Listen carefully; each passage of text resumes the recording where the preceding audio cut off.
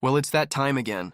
Outer Points Productions is about to go live with another Knockout Challenge match. Join me, Little Cheddar, and my guest live at the Varsity Club in Oshkosh, Wisconsin, as we will be delivering some of the best mediocre commentary in the business. Sit back, relax, and enjoy the match, and don't forget to jump in the chat and say hello. Please take the time to subscribe to our YouTube channel, hit that like button, and share it with all your friends. Thank you so much for tuning in. See you right after this word from our fabulous sponsors. Catching the most fish. Enjoy great fishing for trout and salmon aboard one of our 6 fully equipped modern charter boats with experience and professional crews. See why Dumper Dan's is the most popular name in the industry. We offer fishing and lodging packages featuring the best in riverfront condos and hotel accommodations. Half or 3/4 day trips available, so call to make your reservations today or log on to dumperdan.com. Dumper Dan's Charter Fishing Fleet, Wisconsin's proven charter fishing leader.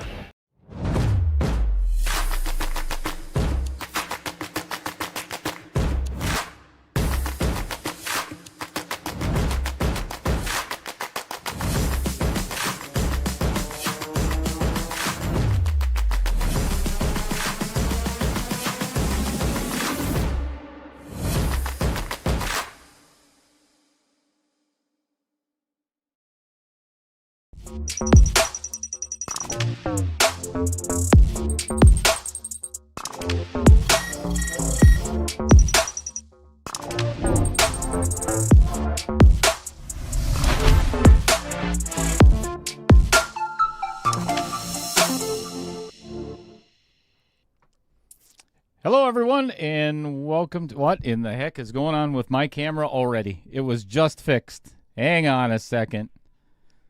Man, I'll tell you what. It's already one of those days. It's a Sunday morning. Hang on. Don't go anywhere.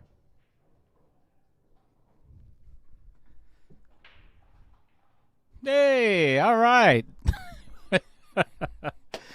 Great start to the stream. Fantastic. Welcome, everyone, to Outer Points Productions and the Knockout Challenge Series Studios, located inside of the Varsity Club in Oshkosh, Wisconsin. Thank you, everybody, for being here. It is a Sunday afternoon on a cold, blustery winter day. That's why we're inside to enjoy some pool. We are in the midst of KO 1.6, round 1. 575 Fargo and under. Started out with 64 players, and again, we're halfway through round 1 right now. And this is a bounty tournament. The 2 competitors today are not part of the bounty, but whoever moves on has an opportunity, and I'll explain that as we go along throughout the day. But we have 2 locals, as a matter of fact. Mr. Dustin Clark taking on David Sutter. Going to be a fun one. They are 1 point difference in Fargo, so this should be a good one.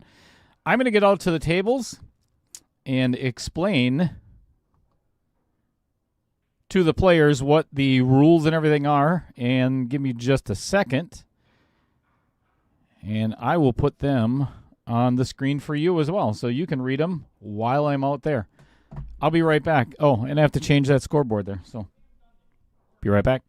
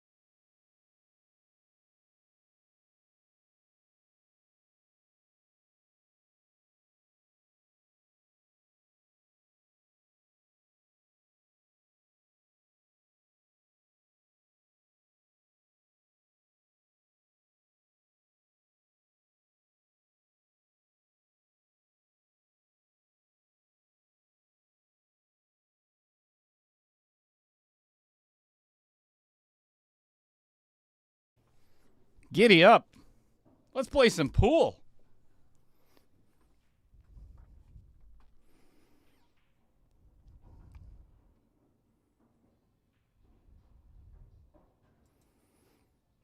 All right, David Sutter has won the first break.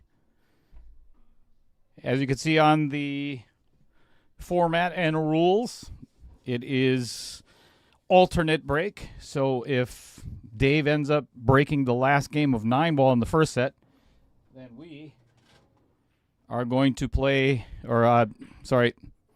Dustin will then be breaking the first game in 8-ball.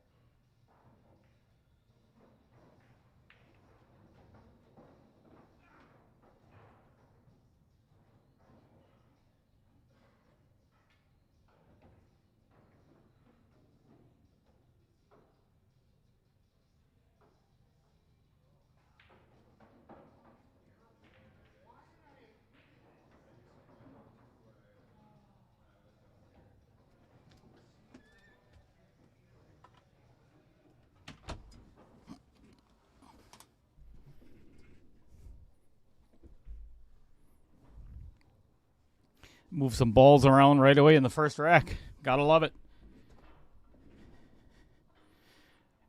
Happy Sunday afternoon, everybody, in the cold, bitter state of Wisconsin.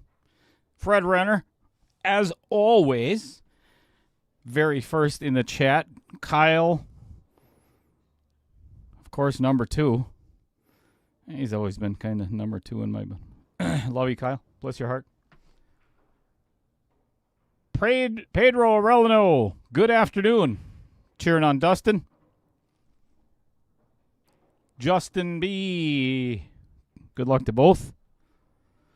Trevor Simpson tuning in all the way from Texas. Good afternoon, friend. I bet you have league this afternoon or something going on this afternoon relating to pool. How you been, my friend?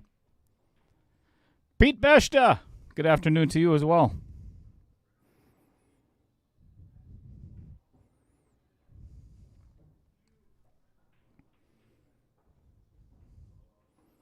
Andy Kuntz, one of the contestants in this tournament. Also one of the... Oh, you know what? We could just put his picture up there. Let's do that. I think we should do that for Andy.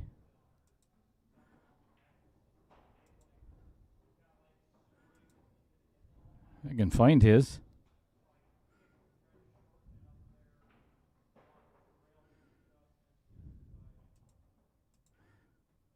Oh, there he is. We'll let Dave shoot this shot first. Wanted for too much pool drama on Facebook. That's a $50 bounty on Andy's head. Good afternoon, sir. I believe Andy, I think he played his... No, he did not play his match yet. Andy, did you play your match yet? I can't remember. There's 32 friggin' matches going in on the last week. Randy Parlick. 1.5 is coming up within a couple of days. There are 3 matches left. There's six players left in the field. And they're all within the next 10 days, I believe. Really nice shot by David Sutter. Avoiding that side pocket, I guarantee you, was the biggest concern for David. Sigma Riz tuning in. Are you tuning in from Ohio or...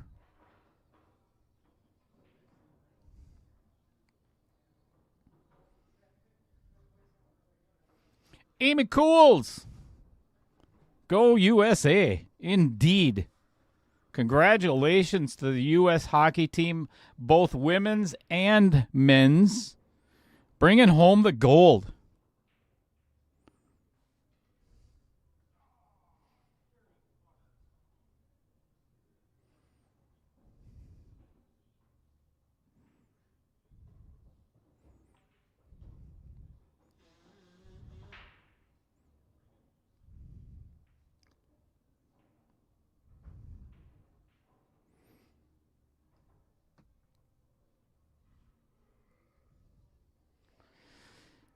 I'm kind of curious.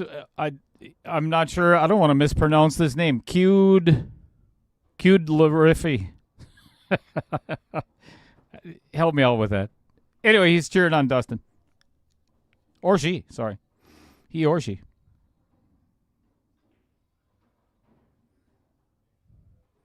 All right, very nice shot by David.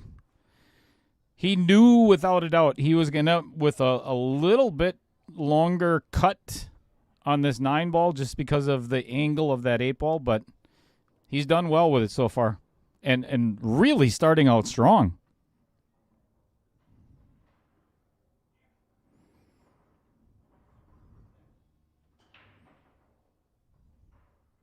Feeling a little uncomfortable, and that's okay.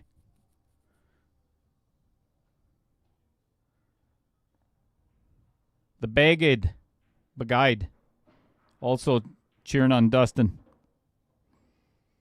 John Williquette, good afternoon, my friend. Great out by David Sutter. What a way to start. What a way to start. I'll tell you, you want to get rid of first game jitters. Ask that young man how to do it. Impressive.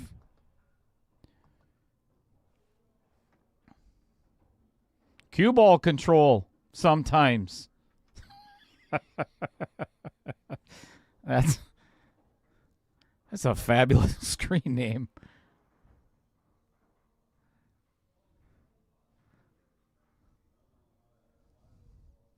Trevor, why are your ears ringing? Ding! Is that why? Because Mark Bell is in the chat?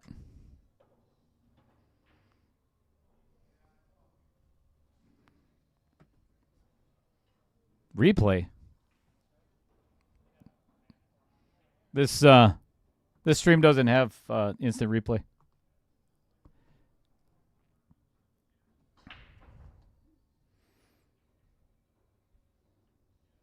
They look tight to you? Yeah, that looks tight. All right, Dustin Clark to break first. You can't see him very well right now, but you will in just a second.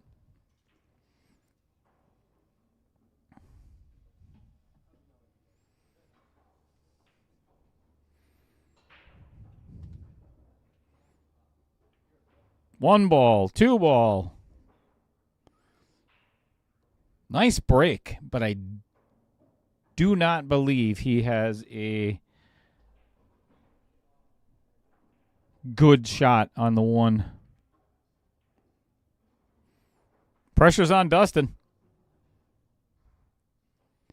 Got to keep pace with David now. Yes, indeed, Trevor, no doubt.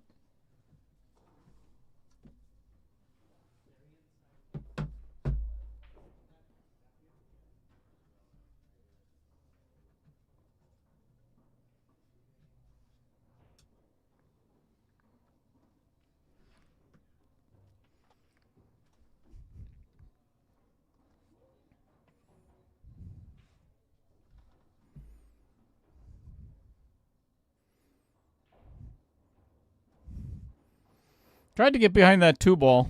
Seeming like a little bit of a nervous stroke. Leaving David with a shot on that 1 ball. A little steep. And if he can directly run into, let me give you a different angle here. If he can run directly right into that 8 ball, I see David running another table here.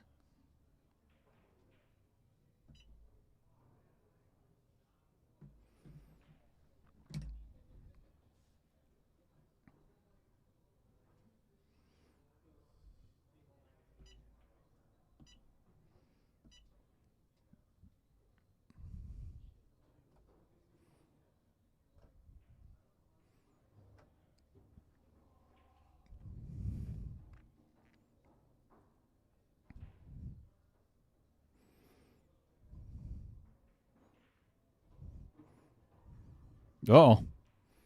Caught a little piece of that rail. Ended up safe, though. He would have had a shot on the 2.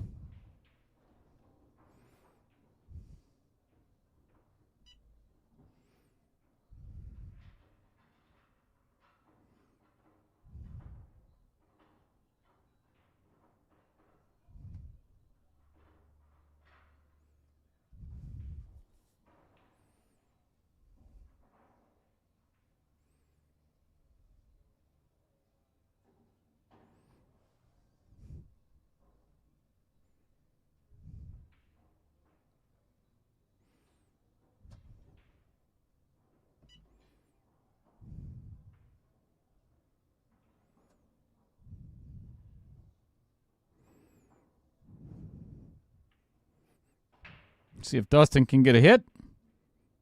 And does so successfully. Leaving David with a long back cut to a blind pocket. But, again, this is kind of like the last shot. If he can run into the 8 as a stopper and take the momentum off the cue, he's going to be set up for that 2 ball pretty well.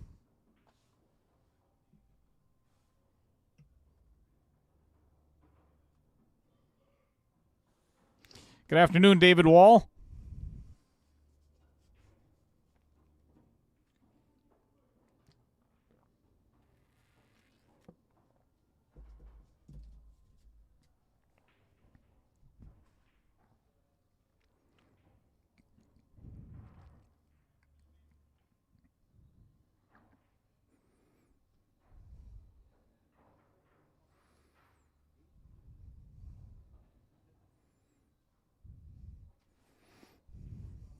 Must have distracted David a little.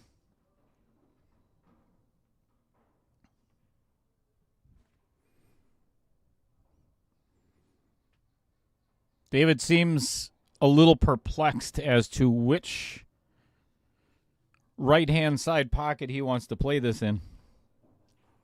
Upper or lower. Backed off twice already.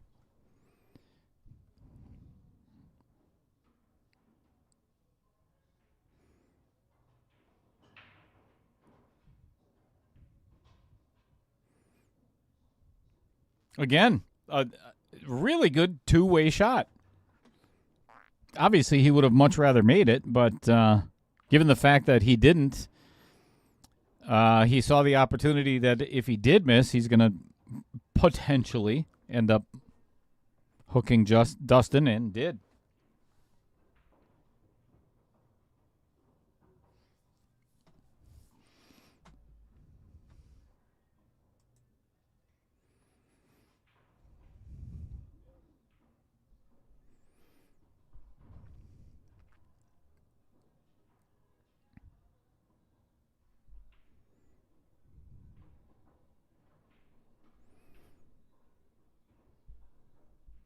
In missing that 1 ball completely, giving David Sutter ball in hand again. I shouldn't say again. First time this game.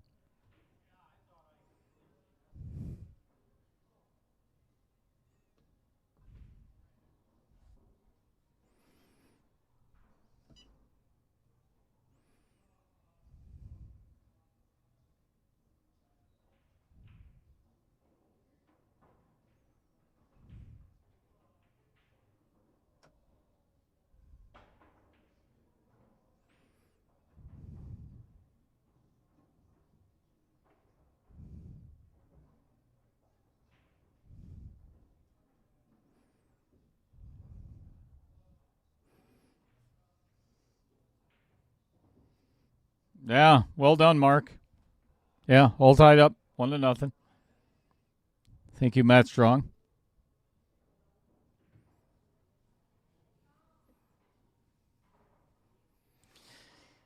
Given that I'm in the booth all by myself today, I am going to continue playing with my joystick. You'll see that happening throughout the course of the day. Keep your mind out of the gutter. Uh-oh. This is no good. No good.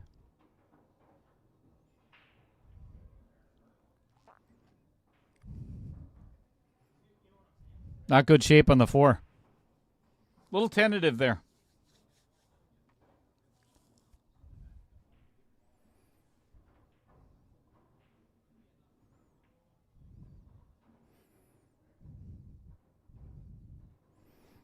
David is actually looking at kicking from side to side, and I don't like that at all. I would actually kick down towards you fine folks, because that's the only way you're going to pocket this 4 ball in the side if you do hit it.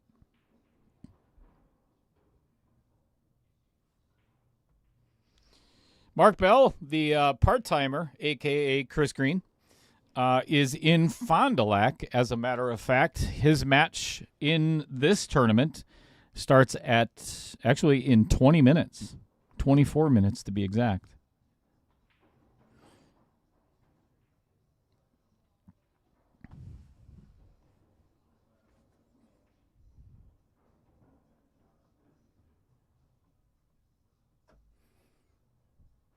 No, that's not going to help.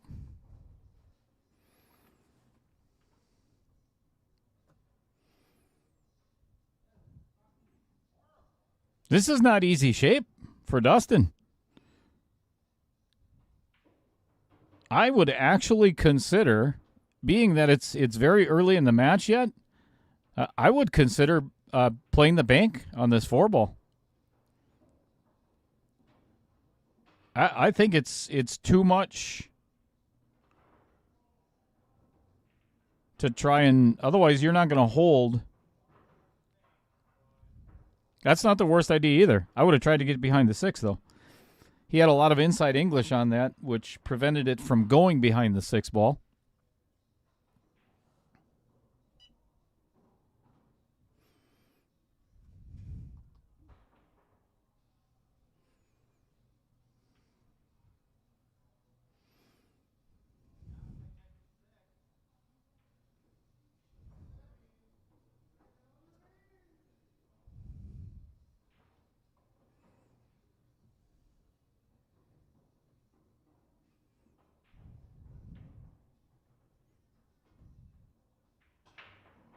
Oh, and just drills it.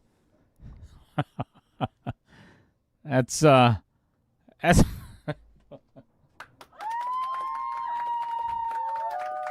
if I caught that one. I think I might have just caught it at the tail end here.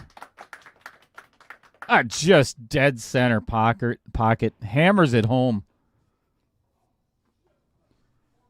I'll tell you what, David is coming out firing.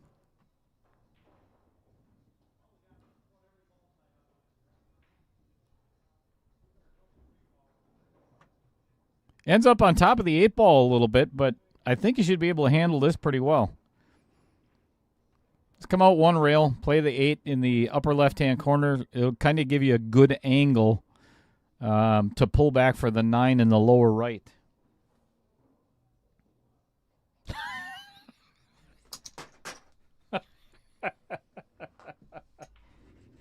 You are brutal, Mark.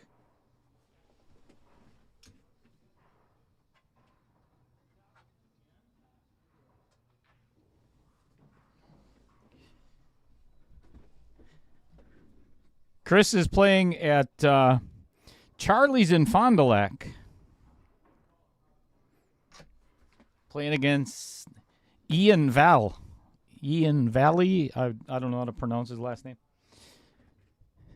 Valle.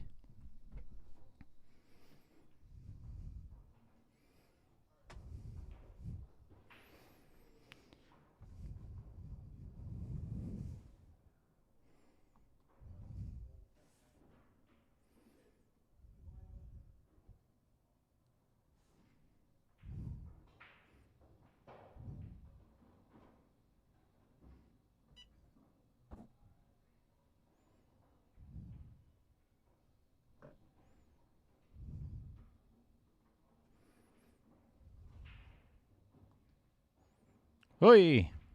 Wrong button.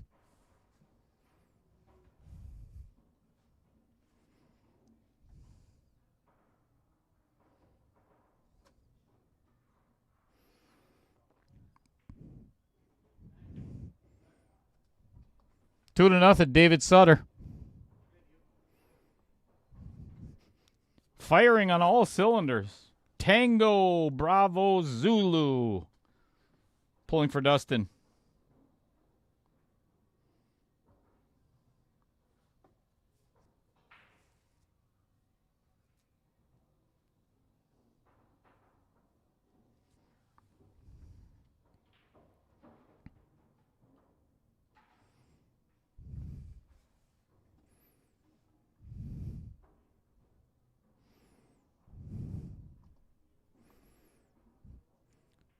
I think we need to get in there and check Dave's rack. See if those are tight. Those look tight to you guys? I think so. Yeah, they look pretty good.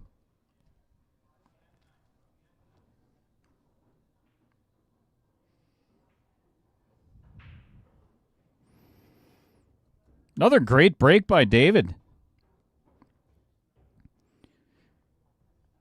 Pockets the 5 and the 8 and the 1, and has a thin cut on the 2 ball. And if he pockets that, another good chance at a run here. Dusto, 55. Mike Niedermeyer, howdy.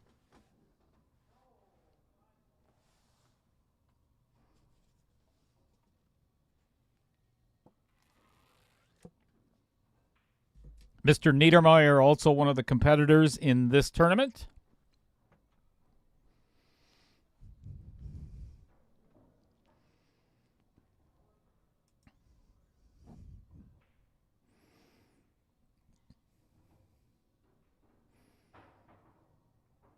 That's a little thin.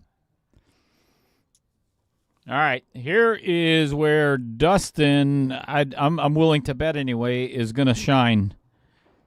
He's not had a ton of opportunities for open shots to start out with. So I think if he can shake off the dust a little bit, settle the nerves, he should get out of this rack. Dustin's got a good game.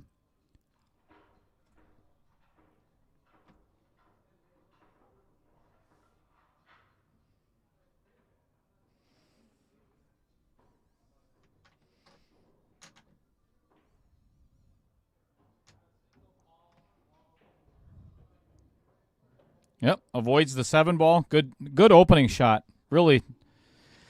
Tango Bravo Zulu. Yes. These are Fumaku or Fumako. F-U-M-A-C. Or I'm sorry, K-O.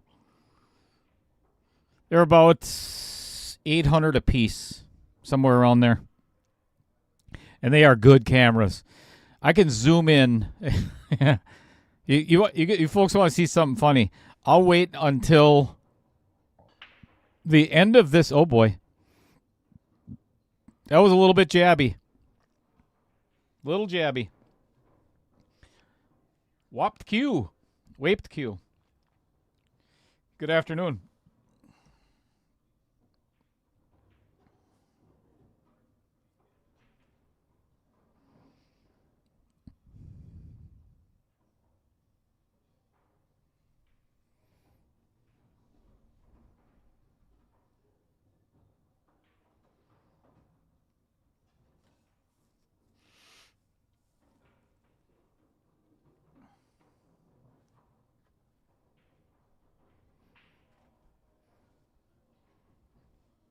All right, well, David studies what he's going to do here.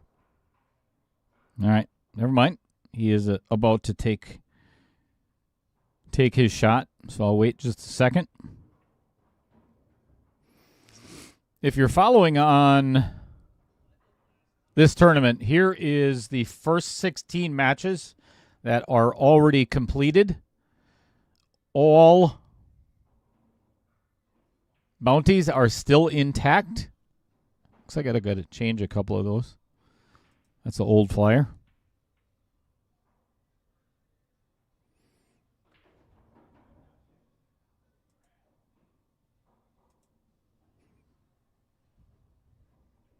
Yeah, I think this is going to cost Dustin another game in 9-ball. I don't foresee David not getting out here.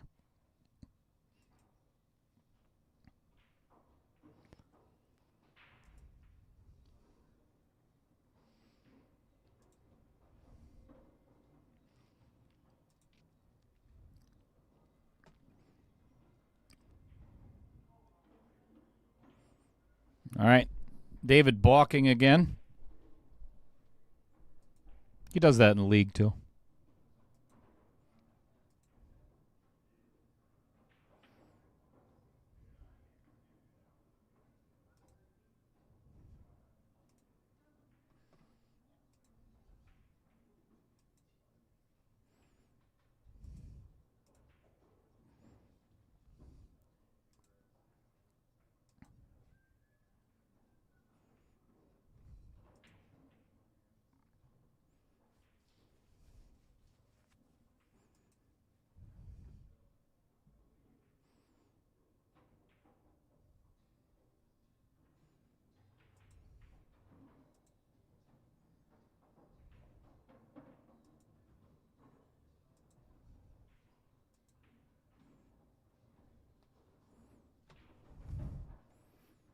Yep, looking pretty strong for David.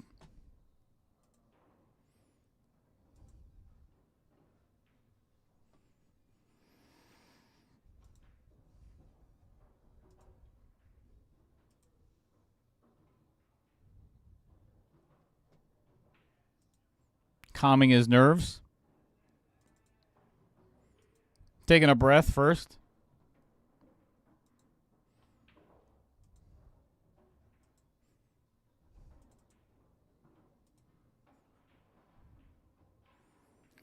That comes from a man of a lot of experience. How many people and you take those shots for granted, and you end up missing that obviously winning ball when it means so much. I appreciate the fact that David backed off of that and just kind of took a deep breath. All right, so while Dustin racks, let me show you. Xander Rasmussen, Andy Coons, Michael Cundy, and Mike Zaholka, all of theirs. Oh, I'm sorry, and Mike Karch are all intact. We might have a visitor. I think we should have Roger. What do you think? We should get Pickles on the. All right, have a chair. Come on, Jennifer. That's what you get for coming in. Take your jacket off. Stay a while. No, I have a table and I ordered food. Did you? All right. I did. Everybody, you grab that microphone right there. Oh, God, no one wants Yes, to hear my voice. swing that in. Let's.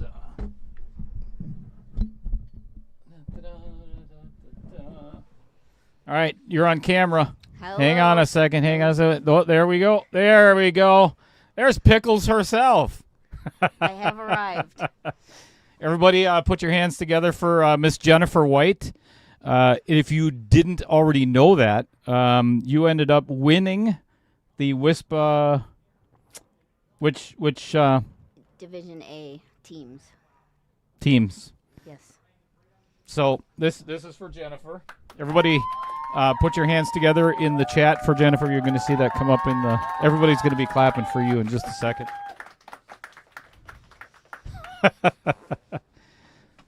She's a bit of a pool player herself. So you're down here to practice? I'm down here to practice. Yeah. And have lunch. This has been a really, really good start for the young man over there, Mr. David Sutter. Coming in firing on all cylinders. Dustin not quite doing as well. I suppose I should probably score that one. 3-0 already in favor of the young man. And you have your match this afternoon? 5 o'clock, yes. As a matter of fact, now that you bring that up, now I have to put it up there for everybody. I have not done that yet. So, at 5 o'clock this afternoon, this is what's taking place, the next live stream. There is $3,400 on the line for first place. and $1,800 for second place, which I would not be very happy with settling for. But we are at the final showdown between David Hoppapam Kelly, myself, and Bobby Joe Durst. So I think it's going to be a good battle. And who's going to be sitting in here? God help us. Unfortunately, Dan Yenner. Yeah. I mean, what are you going to do? You have to. Sometimes you got to go dumpster diving and, pull out. You got to pull out, whatever you can find. You got to look at it this way, Jennifer. I'm sure you've heard it before. One man's junk is another man's treasure. So, Bobby Joe obviously married down. She had to, but I'm sure Dan is, very grateful, very thankful, very, very blessed. Unfortunately, Chris Green has to deal with him for a couple of hours. But, we all make our own choices. All right. Well, good luck. Look at everybody's doing in the chat. Nice. They are just congratulating the hell out of you, and well deserved. Thanks. That was a good win. Good win. Are you out of here already? I am. All right. She doesn't want to be behind the microphone, folks. Sorry. Everybody, all right, hang on say goodbye to Jennifer. Wave.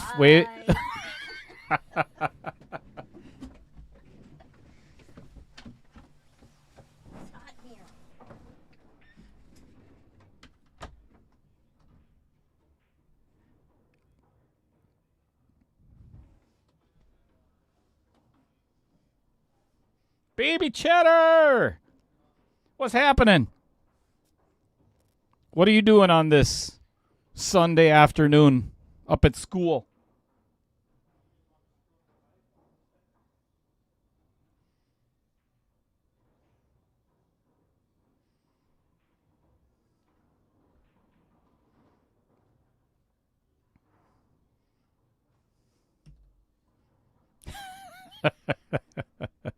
It's funny if you have not been following recently. She is not fond of that nickname, Pickles, and that's why I am going to keep saying it.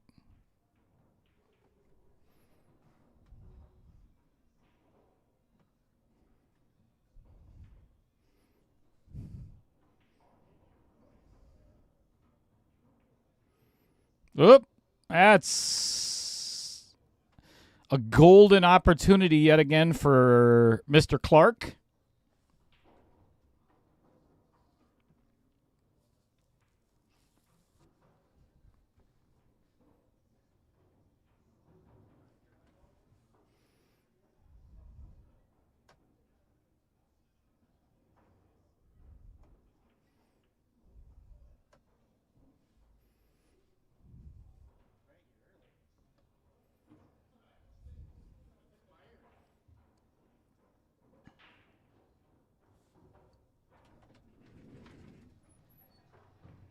Did I just hear Craig Fowler's here already?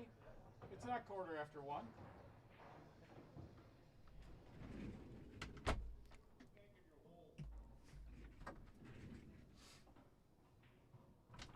You wish you could be in my hole.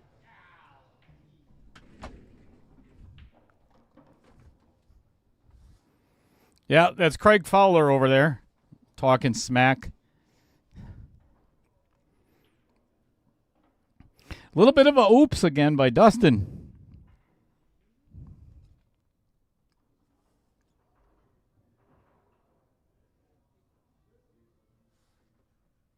Mark Bell being funny.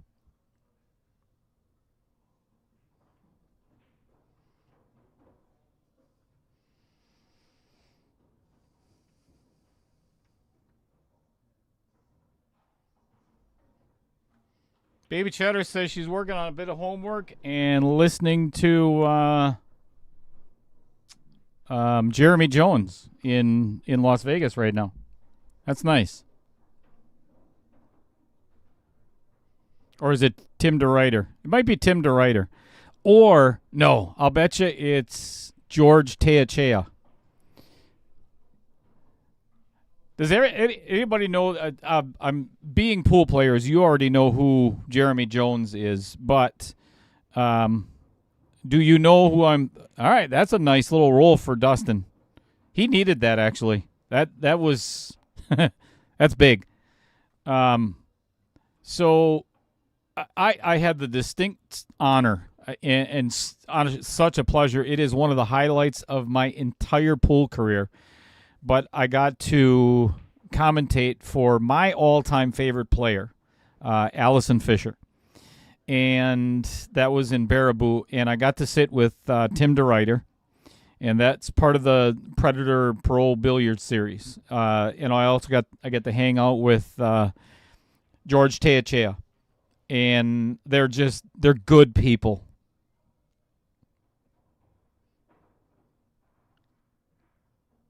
So that's why I bring up those names.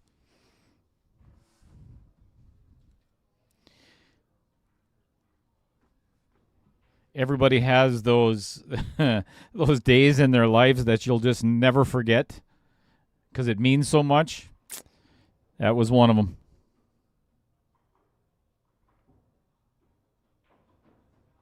Adam Granatella. George is fun. To be honest with you, oh boy, Dustin did it again. Did it again.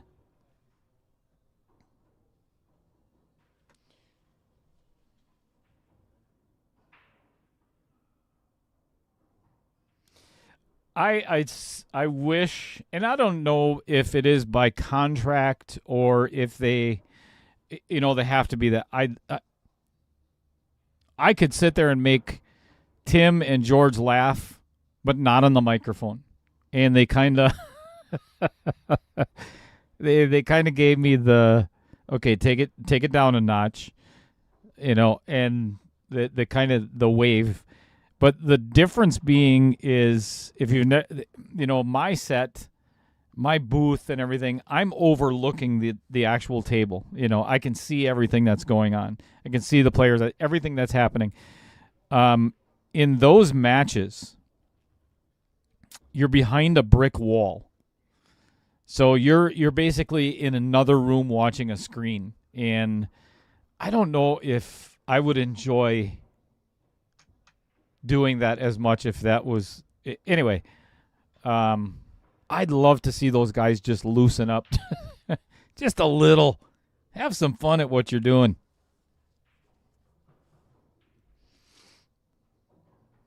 Me too, Fred.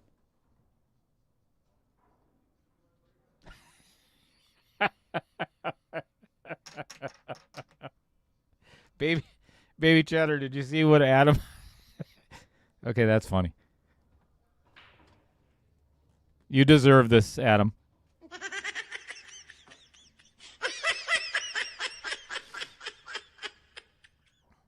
I have an autographed 9-ball from Allison Fisher, and she also autographed my cue, and then I shellacked over the top of it. And those are two of my most prized possessions.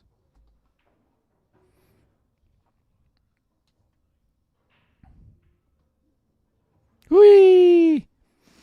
Nicely done. David. 4-0. On another faux pas.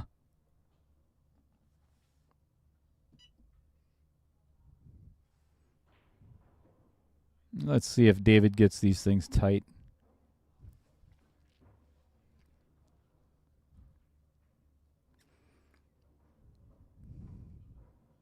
That's what I love about those turtle racks.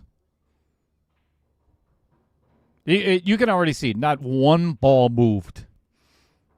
I mean, once they're in there and they are, I have studied and studied and studied those racks over and over again and looked at there is not one ball that is not touching. So if you'll note, watch this break.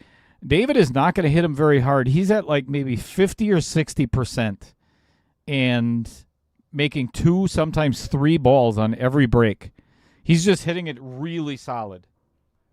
I think it's going to get to the point where I'm going to make magic racks That's perfect. I'm going to make magic racks in all the KO Challenge matches mandatory.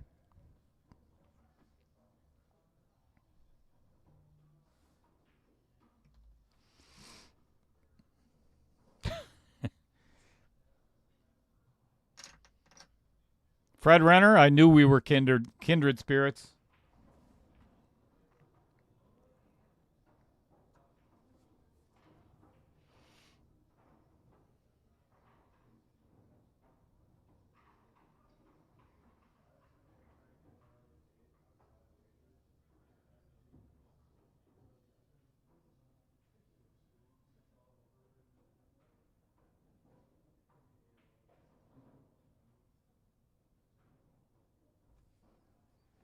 Agreed, Trevor.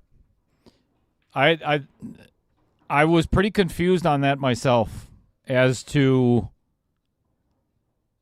why he drew back on that 8-ball, and you know, you try forcing it in there. To me, I kind of it was a little bit off angle, but you can throw that ball in at a decent, you know, a real a good pace instead of trying to hammer it in there.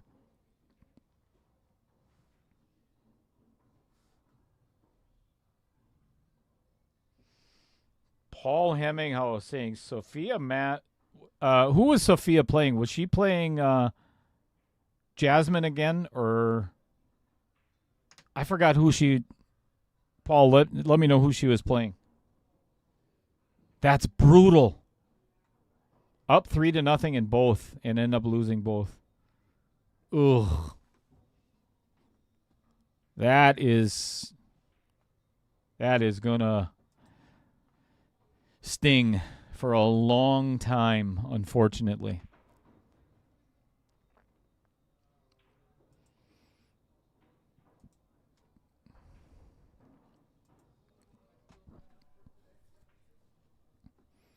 All right, David getting aggressive, going for the bank, comes up unsuccessful, and leaves Dustin with a shot on the 2-ball.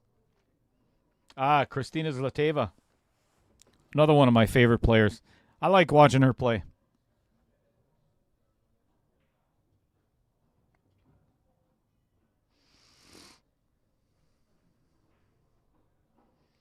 Legends of the Q podcast. Adam, do me a favor and send me that in a private message so I don't forget that. I want to go check that out. So, and I don't know if anybody remembers if you've ever been to Mad Apple or ordered a pea shower Q.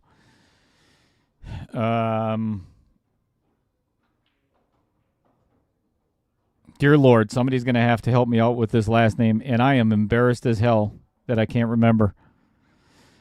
Steve. Oh, it's going to piss me off now. This makes me mad at myself. Steve from Pea Shower Q's.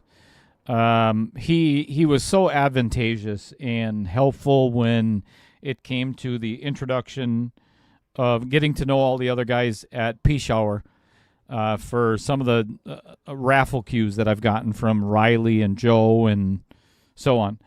But Steve ended up with tumorous cancer in his brain. He had a brain bleed and ended up passing away I think it's 2 years ago or a year and a half ago now.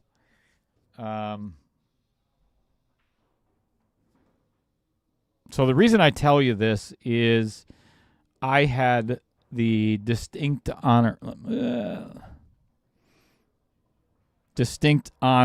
Oop, that cue ball's gone. Because Steve worked on several of Allison Fisher's cues. She played with a Pea Shower.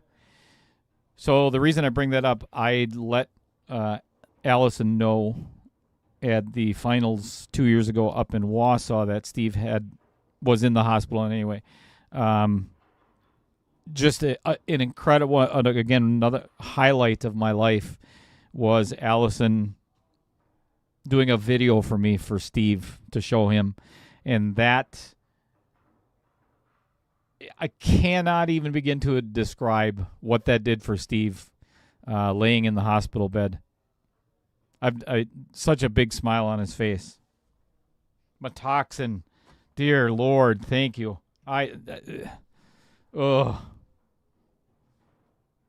Thanks, Mark. And I got a message from Derek as well. Thanks, Derek. God, I feel like a moron. But Steve Metoxin was just an awesome man. And a lot of people at his funeral.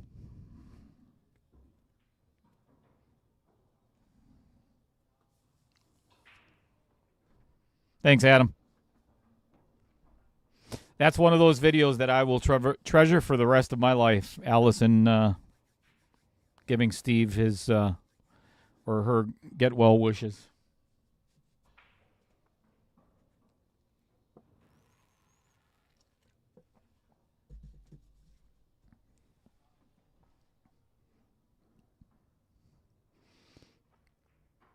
Oh my goodness, that was a miscue.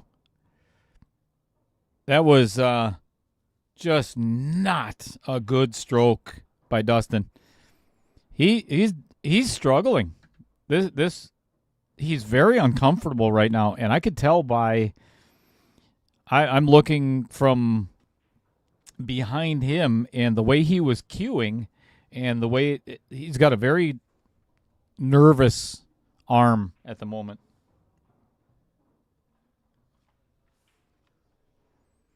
This is big. I don't know if David wants to get aggressive on this. I don't think I would. I'm going to try to get behind that 9 ball, play it safe.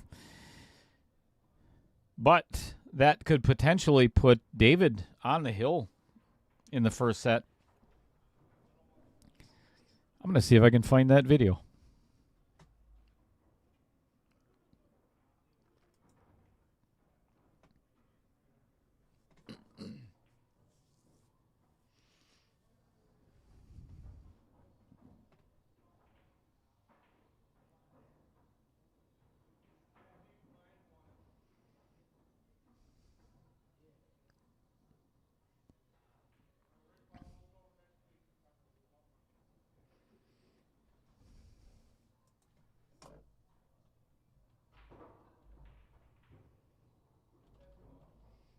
Well, decided to get aggressive.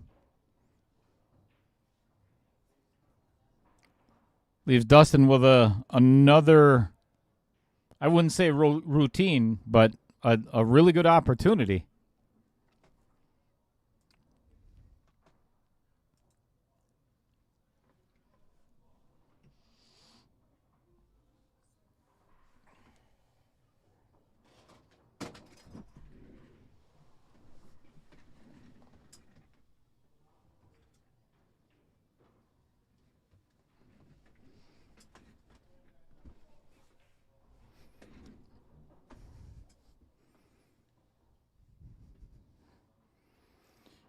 Well, this actually ended up really pretty good for Dustin.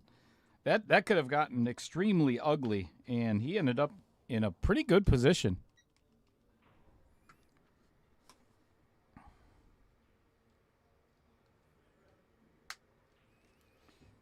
Let's see if Dustin can get a score on the board and open his bank account a little bit here.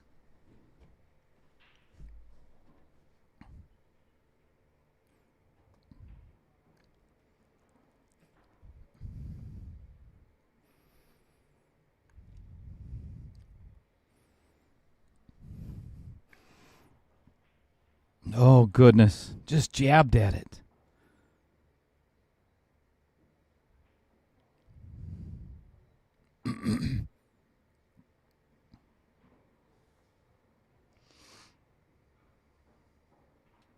What Paul said.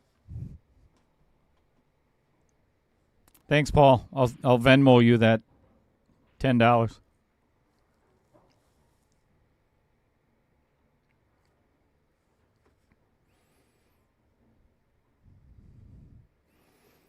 Good opportunity for David to get on the hill. I don't think I'd study this too much. You got one choice, bottom right, and come to the short side or the bottom of the table. So pocket the 10. Pocket the 10. Sorry. Pocket the 8 ball. Goal number 1. I got a feeling he's just going to roll this forward. Yeah. That is not a good stroke by David. I don't know what more Dustin needs here. He's got to make something happen. If not, he's going to be left in David's dust really quick in this match. And David's game is 8 ball.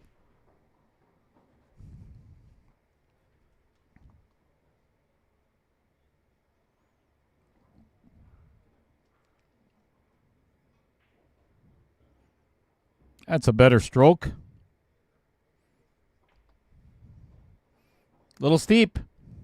Let me give you a different view, and you can see kind of what he's looking at there. It's doable.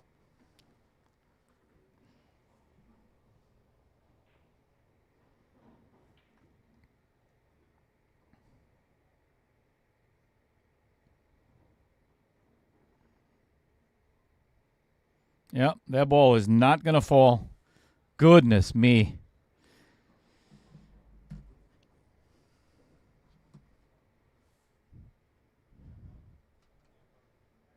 Dustin is not, he's just not comfortable.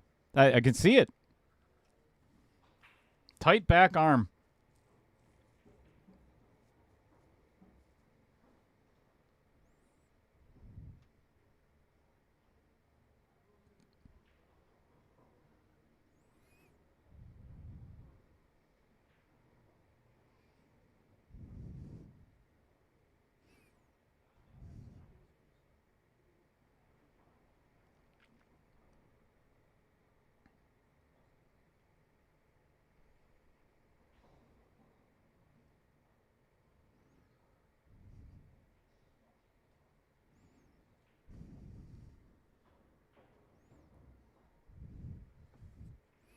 Five to nothing.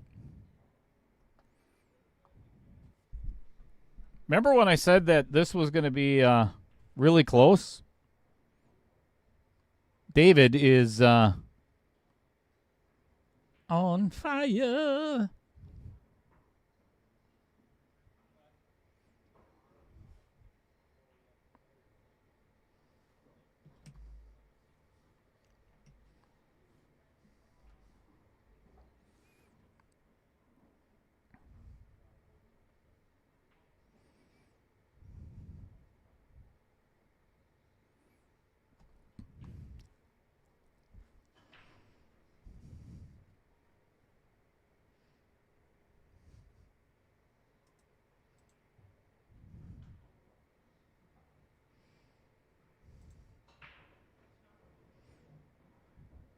Nice break.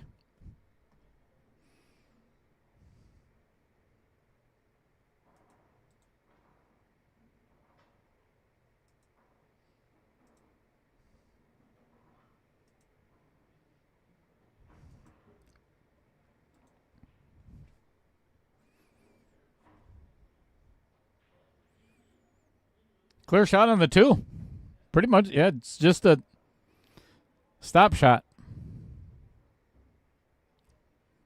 This one he's got to draw back to, draw back about a foot and a half for the 5.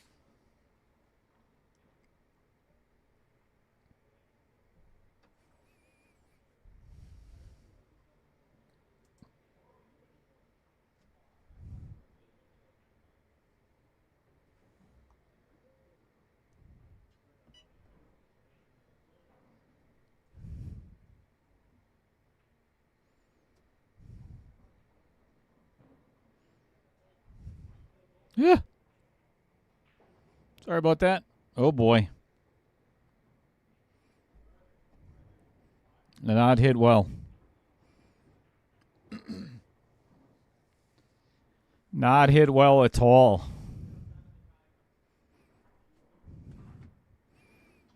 Dustin is on the struggle bus today, so far.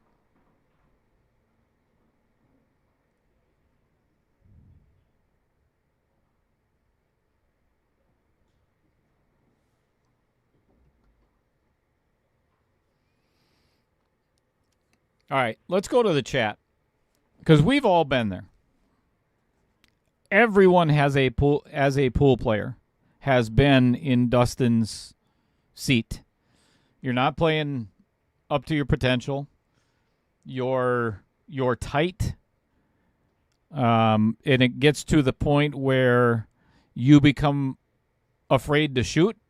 Your back arm is tense. What do you do? What do you do to combat that? Adam, what do you do? Trevor, what do you do? That's not going in. But it's going to end up safe again. Would have had a shot at the 6, but ends up behind the balls.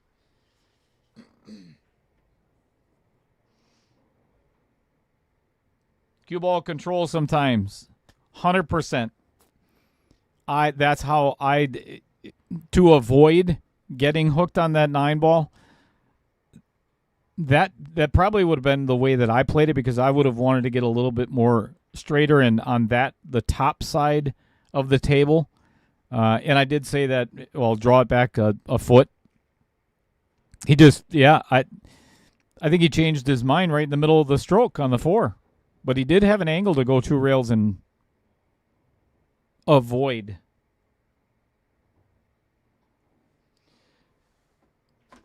HBB. Thanks for tuning in today, my friend. Most importantly, how are you doing? How is your boy. HWB, how are your treatments going? The pool family that you are part of in Wisconsin wants to know.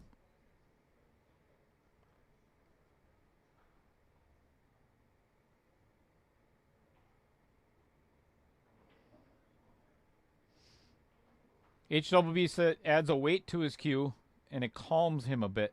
Trevor says resorted to heavy metal and a catchphrase to try and reset everything.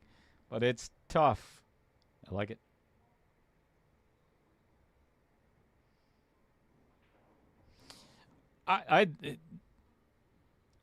I do a little bit of what, and this one thing that I've been working on a little bit myself is what Adam said. If you look at the majority of the top pros, I mean, there are some that still, Shane Van Boning is one of them, but a lot of them, if you look at their backhand on the grip part of the cue, it is, and here's the best example because I'm so close up so many times, and local is Jeremy Fedkenauer. He literally has his index finger and thumb on the cue. Sometimes his middle finger, maybe a little bit to steady a little bit, but that's it. And even with those 2 finger, thumb and finger, it is such a loose grip. That's one of the things that I've been working on. So when I feel like my game is off or I am not playing up to a master level, where that's what I go back to, is I loosen the grip and just, it's like Trevor said, you got to find a way to, it's hard, but you got to find a way to relax. This is too far for David. Making it a little tough.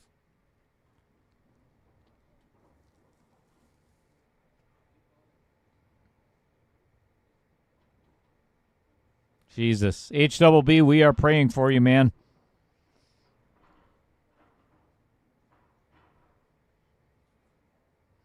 Good news on Thursday. Cancer hasn't spread to the organs. Stage 4, but Doc is positive. I know you are a humble man, but I don't care. You're in all of our thoughts. This is not what David was looking for.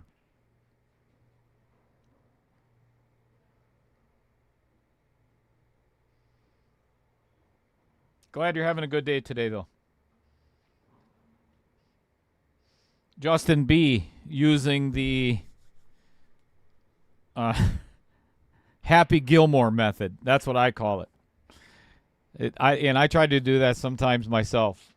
The Happy Gilmore method is find your happy place.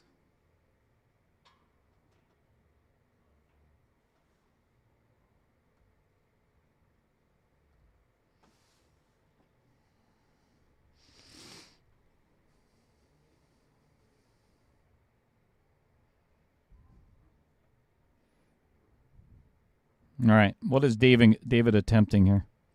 I'm going to bank the 8-ball and leave it sitting in the jaws for Dustin.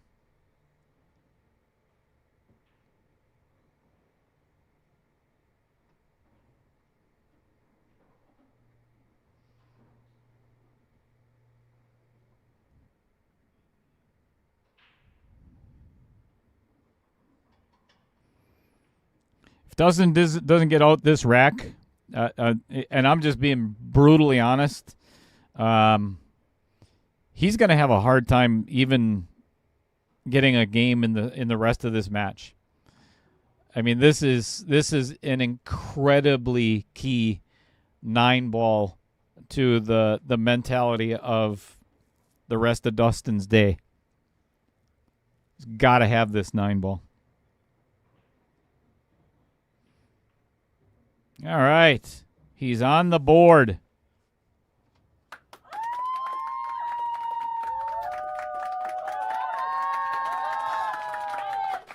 Dustin's got a really difficult road ahead of him because it's tough in alternate break, especially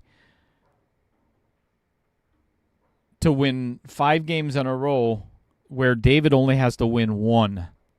That's a big mountain to climb.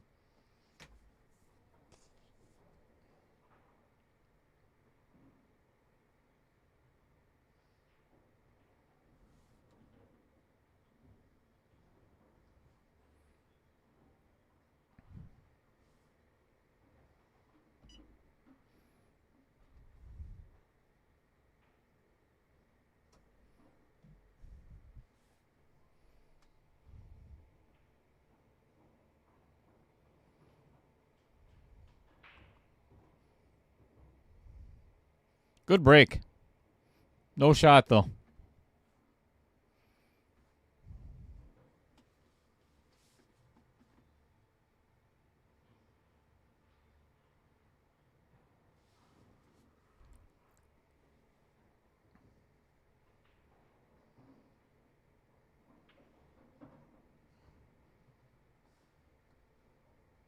Love you, Amy Cools.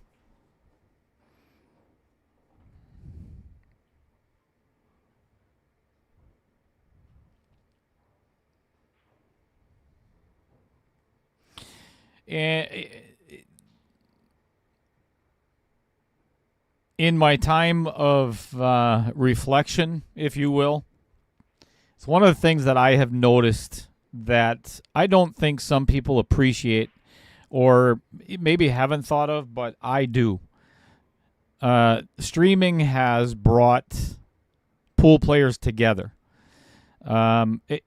Watching some of the, WNT or Predator series or any of those, Collins, when you've got 3,000 people watching your stream, a lot of times if you do have the chat on, it becomes really toxic. And people say things that are just rude and offensive and unnecessary. And it's really difficult for those commentators to keep up with the chat. So I understand why a lot of them don't even bother. But it's one of the things that I really appreciate about the smaller streams, and I will call myself a smaller stream of, pun intended. It is a family, and we all know each other, and we all respect each other. Just like any other families, things will go wrong. Things that are said. Well, Taylor Collar was last night, and I hope he heard that. But things are said. Things are done taken out of context. They're said in a wrong tone, whatever. But we're all family.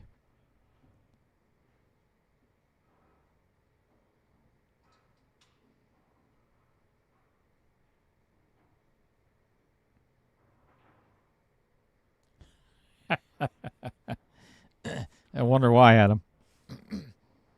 Kevin Burktala, good afternoon.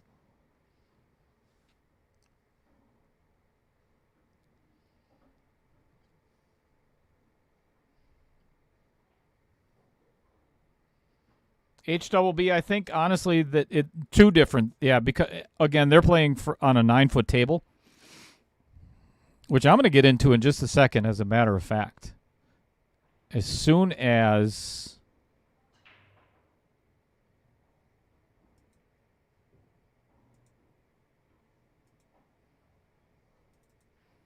this game is over, I'll put it up on screen.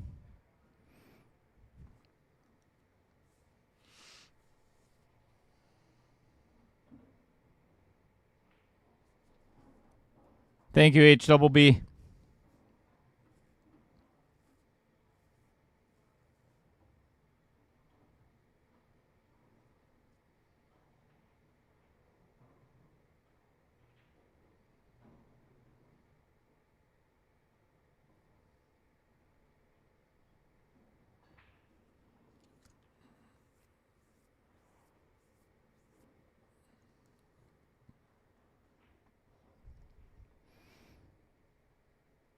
All right, another good stroke by David. He's going to have to put a little bit inside English on this and come across twice, and obviously not hook himself on the 4 or a 5 ball. Let's get in a little bit closer.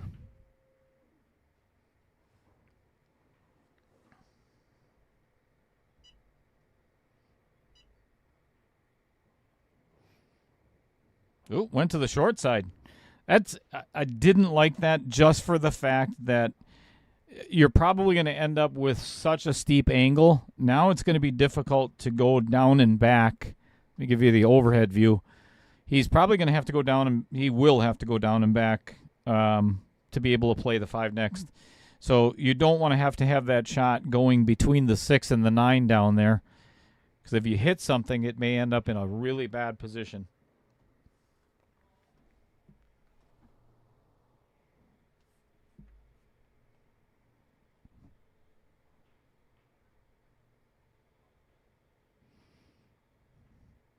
Yeah, that's no good.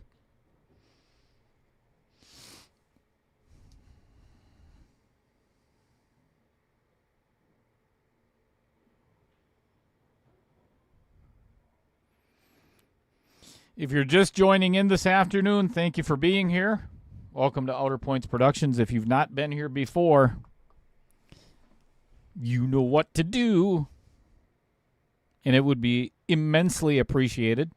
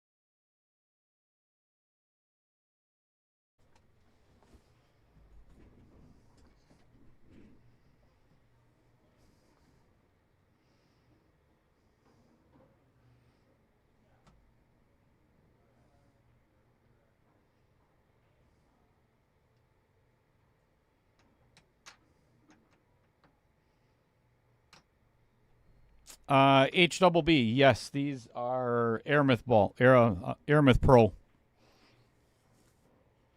I considered actually getting the Predator Orcos balls. I just don't want to spend another $450 on a set of balls. That was completely unnecessary. Man, I wouldn't. Man, you hit a little piece of chalk or something on there, that ball's going to... I would have forced that forward one ball. That's a little too cautious. But I understand. I understand why. All right, Dustin's got 2. Make it a comeback. Yes, baby Cheddar. Thank you for the reminder. And necessary. Let's talk about Brent Lucas for a moment. Brent is one of the, I believe, co-owners or works for, I believe, Midstate Amusement Games. And it is a full-service operator serving the Fox Valley and all of southeast Wisconsin. They supply, install, and service all types of gaming equipment to increase the location's profits.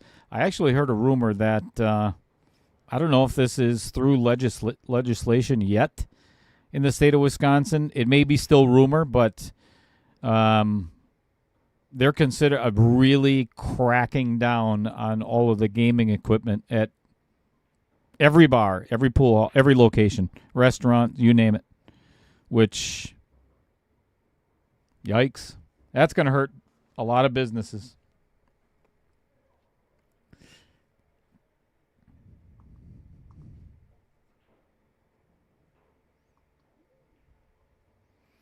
Steep cut on this one ball for Dustin. Good break.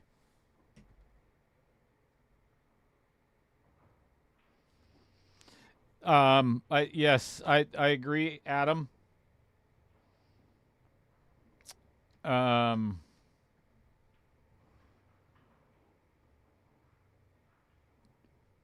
Mainly the only reason I would consider buying them, I've already done the I don't know if the stream balls where you got the pink 4 and 12 ball, and then I thought of getting the other one that has the... Isn't Predator the one that has the brown 7 and it's the purple 5 ball? I just not a fan of that. Not at all. Too confusing. Especially for us old people.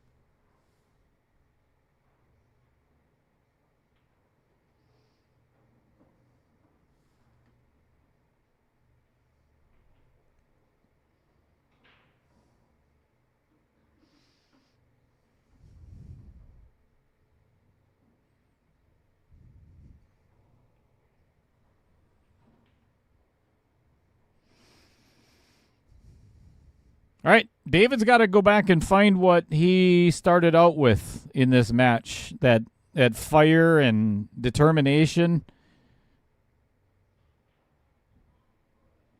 Win that last game to take off some of the pressure.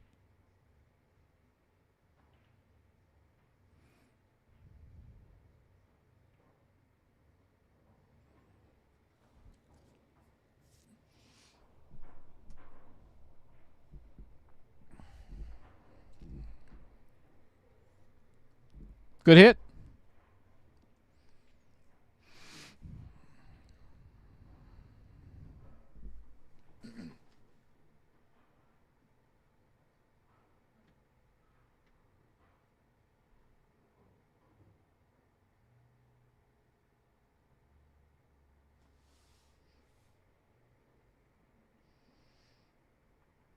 Justin, are you talking about the purple 5?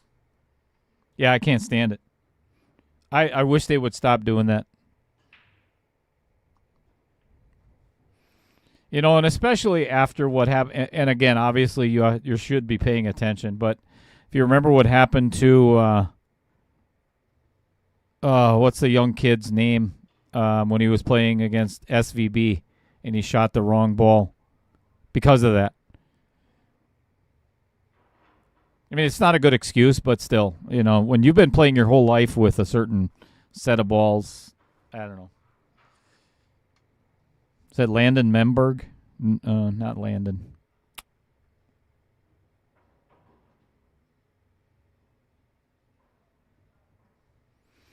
All right, David going aggressive again, trying to get this first set out of the way. Joey Tate. That's it. Thanks, Adam.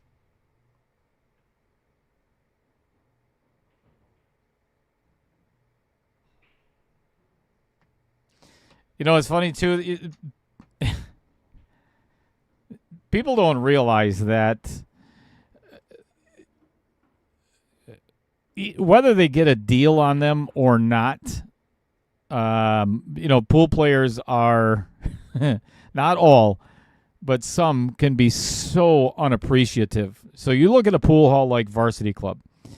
We've got 20 tables or 21 tables. I always forget, 21 tables. So, all right, 21 sets of balls, right? The Aramith Pro sets are $450 a piece, right? So you're looking at over $8,000, $9,000 just in balls. So now add in a ball cleaner, the ball cleaning solution that you got to refill just like every other day. Now, after, 5 years, 6 years, 7 years, whatever, they start to wear, and their circumference is no longer the same. So their diameter, so now you can't get a tight rack anymore. And we've noticed that here at Varsity Club. So now you got to spend another $450 to get new sets. Holy crap, that's a lot of money.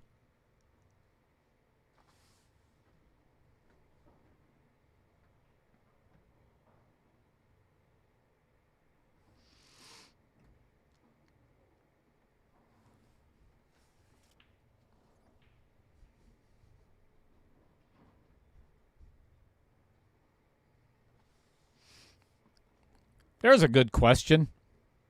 Adam brings up a good point.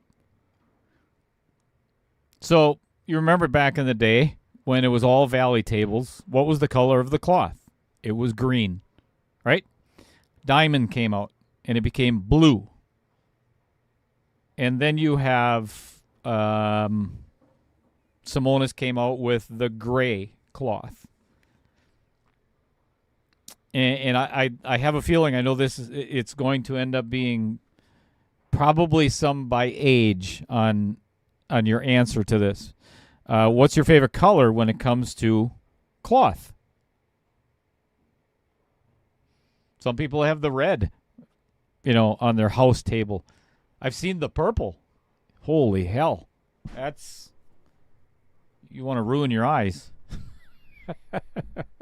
That's tough.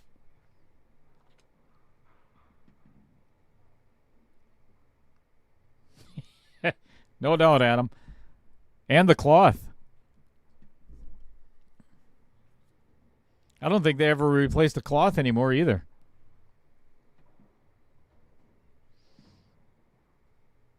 Plays on blue, watching on gray. I'm a big fan of blue.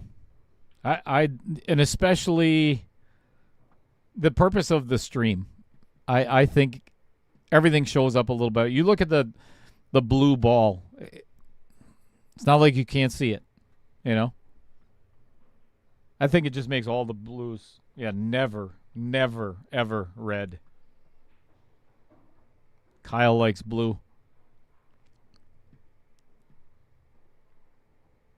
Well, there is a reason that I like you.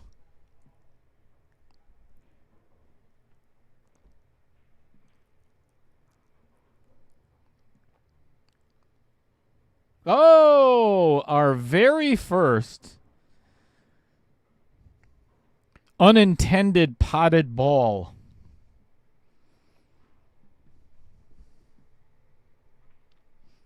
Flukes in the 2 ball into the side. Wow. You. This is funny. You want to talk about how bad things have gotten in this country, or where? So YouTube just blocked Chad Johnson's comment, and I'm going to show it. So I'm going to, all right, I have the ability to allow it. But this just cracks me up. It's funny.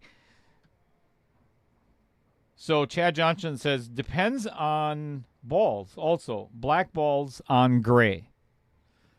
And YouTube blocked that comment or held it for review for me. Man. Making a mess out of this country.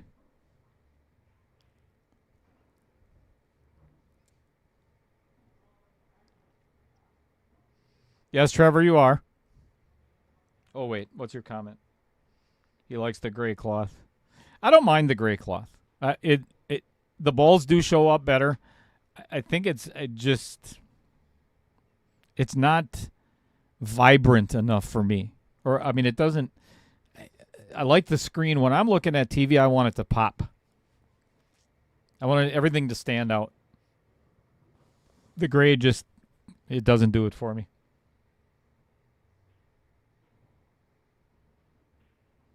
Uh-oh.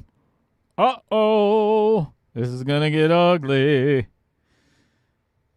Jeez. Overhit that by about 3 feet.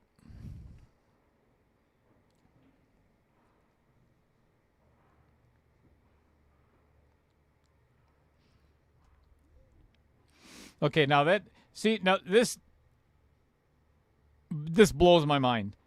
Justin almost said the exact same thing, very close to what Chad just said. By the way, good afternoon, Chad. But it didn't block Justin's. It says Black's ball.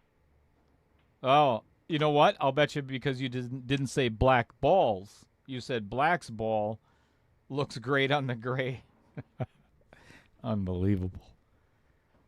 This is my funny for the day.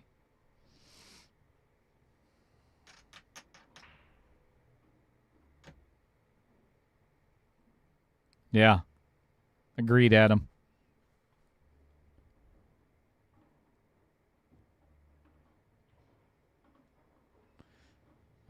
All right. Is it a good recovery or oh boy. Yep, a little amped up on that one.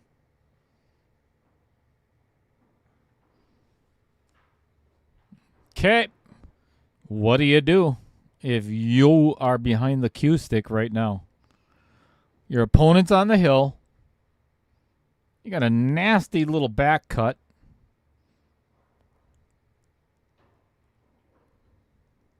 Or do you bank it and sell the farm?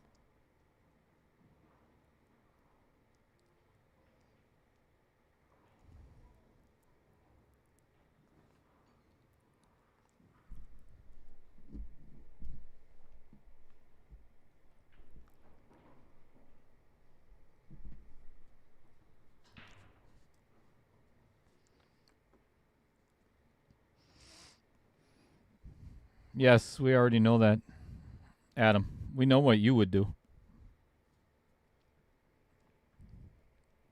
He could scratch in the corner on this, too, if he goes for the cut. Uh-oh. This is going to cost him the first set.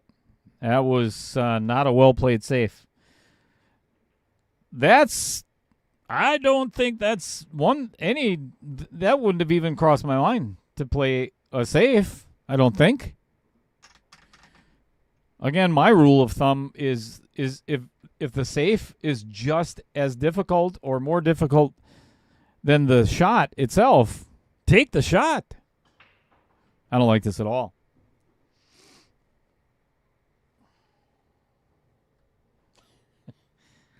You know what? Trevor, I love you, but I'd hate to see you cry. That'd just break my heart. All right, that is a winning shot for David Sutter, taking down the 9-ball portion.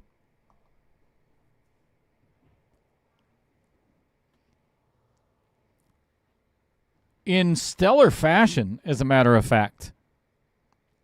6-2. And they've decided they're going to take a break. So here's what we're going to do. As I had mentioned before,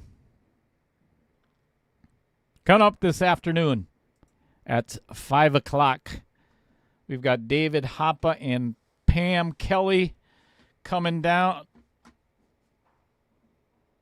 to the varsity club, as well as the girl that's been carrying me throughout pretty much the whole entire tournament, Bobby Joe Durst. Well, I'm easy to carry, though. You know, I only weigh like 85 pounds. Zip it, Adam.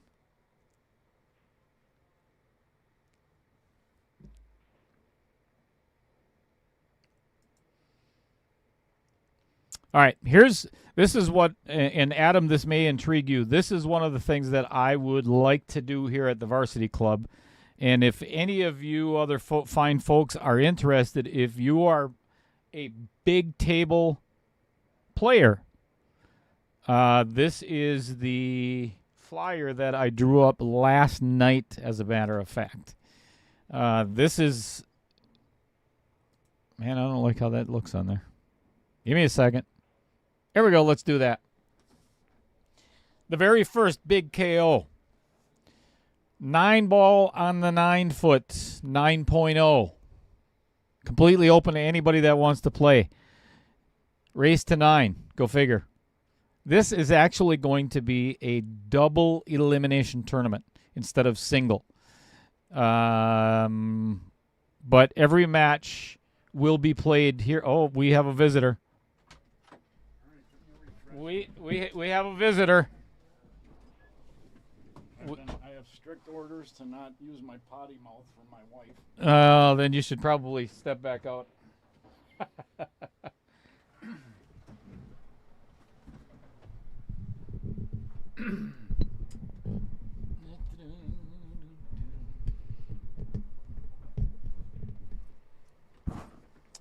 All right, we have one of our bounty players joining me in the booth. Put your hands together. Oh, hang on a second. You're blocked there just for a moment. Let me get rid of this. Everybody put your hands together for Mr. Spencer Rolfe, taking down Tyler Cleaves in a shootout the other night. So you might want to get a little closer to that microphone, or bring the microphone closer to you so they can hear you talk. But how did it feel in that? How did you feel in that shootout the other night? I'm confident in the shootout, but not getting there. I mean, he shot really well. I mean, he shot great. He plays great rotation, and I don't. So I ended up going to the shootout, but I was confident in that. Luckily, he missed a couple. Yeah, you made your first. Actually, you deferred. So Tyler made his first one. You made your first one. He missed. You made, and he missed again. And it was a very short shootout. And I could tell. I don't know if he was nervous or he had one too many Budweisers. I'm not sure. Yeah, that is always a thing when you drink. If you gotta be able to control it and get at your level. And I sense that, but I also have always been a guy that wants to know what I need, what the outcome is. So that's why I wanted him to go first. And luckily it turned out for me. But again, he shot great. Yeah, that was and I think everybody in the Oshkosh area, or everybody that knows you, knew that was going to be a tough match. That was a good first round match and a good test for both of you. So congratulations, you coming out on top, and you saved me $5 that I'm not losing to Taylor Collar. Well, that's what it's all about. I know, saving you money. Thank you. Thank you for recognizing that. There's so many people that watch this stream, and they don't realize that this is about me. Oh, yeah. A lot of us Oshkosh players know that. So. All right. Thanks for your time, Spencer, in the booth. You're welcome to leave. My pleasure. Did you used to work at Chick-fil-A or what? I did not. Oh, okay. Why is that? Because, you said my pleasure. It came out so I've never been there. So You've I never guess been to I Chick-fil-A? have not. I knew there was something wrong with you. There's a lot wrong with me. Where are we going to start? Yeah, that's good point. All right, we're now in the midst of our second set, or starting our second set. 8-ball race to 5. How long have you known David? So if you find folks out there watching right now, Spencer is a good friend of David Sutter. Well, I don't know if I'd say that. But, Not okay. You know each other pretty well. We know each other. It's interesting because Amro is a small town, obviously, and I played in the league ever since I was 18 years old. And Fred Dodge invited me over to his house to play pool, and I would go over there every week. And then one day he said, well, do you mind if I bring a friend? And I said, well, of course not. That's fine. So then this guy shows up and starts shooting really good pool. And I'm like, why? What the heck is going on? How does this guy know all this? He's from Amro, you know? And I never knew the guy. Don't anybody take offense to that if you're from the Amro area. So that's how we met, and then he asked me to sub on Thursday nights one time, and then we've got to be friends ever since, and teammates a couple times in some leagues. Mm-hmm. David's a good dude. He is. He's a good man. Yep. And a hell of a player. Because you were not here at the very beginning of the match today, David put a clinic on for the first 3 games. Really? Yes. He Nice. broke and ran the first rack. Dustin made a very crucial mistake in rack number 2. David mopped up the remains and was very close to another break and run in number 3. And then I think reality set in a little. I must say I did have a talk with him. I sent him a text this morning, and I said, play slow and play confident.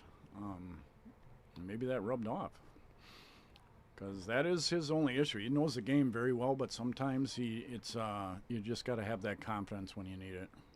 Yeah, and I've noticed he has backed off several times on shots where, and probably exactly what you're talking about is the fact where he didn't seem comfortable over the ball, and I commend him a lot on that. Whether it takes a little bit of time or not, get up out of the shot, reset. Refocus. Otherwise, you're going to be sitting there watching your opponent run out. That's about it, especially on a stream match or something like this. That's very important to do because sometimes you just rush things and not think through it. And this is a good match, though, because Dustin's been playing really well lately. So I was kind of looking forward to seeing this. Yeah, Dustin and I talked quite a bit. He sent me a message, too. He wants to play in the big one that I'm running for the top amateurs right now, 625 and above. Cool. And he's already in that, so nice. I commend him on that. Yeah, he's gonna have to up his game a little bit, though. Yeah, but that's what he wants to do. He wants to improve his game, and that's how you do it. You play in the bigger events and the better players. Correct. Ooh, this is not going to work out well. Hooks himself on the 15, so he cannot shoot the 4. I would have hit that a lot harder. It really kind of move that 6 around a little bit because he had to rearrange it to get a shot on the 6.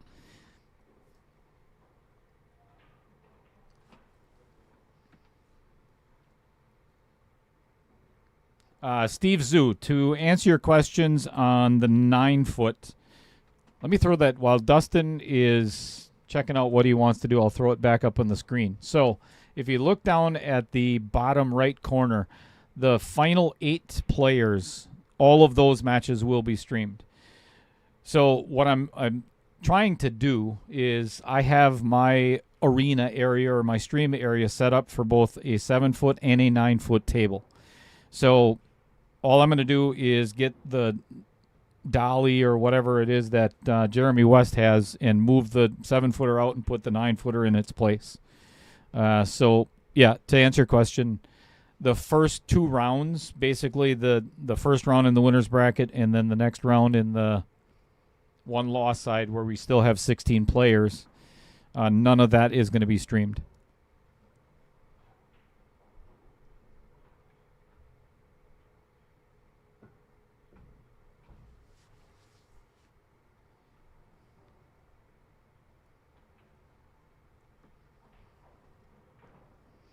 Justin, who's going to be on the mic for my match this afternoon? That is going to be, well, I'm going to find out where Chris Green's match is at right now.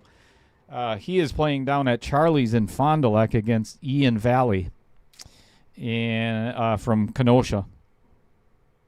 So that's another round one match. If he does get done in time, he's going to be at the controls, and then God help us all, Dan Yenner is going to be co-commentating because his wife is my partner.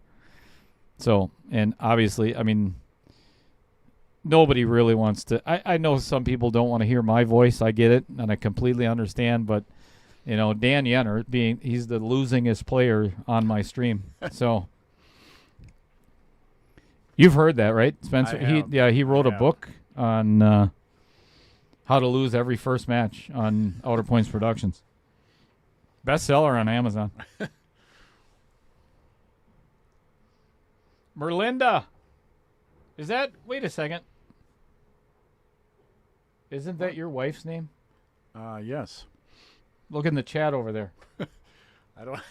Who's Harold? She's my wife, but... Is Harold her other husband? She does not know my name yet. It could be. Maybe that's her boyfriend. I don't know. What's going on with you guys?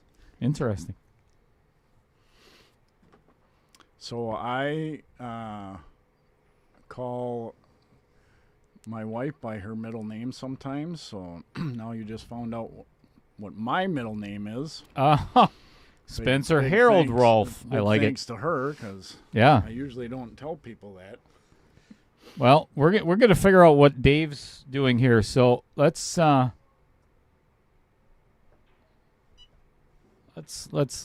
this all on our own. Watch this screen in the middle, Spencer.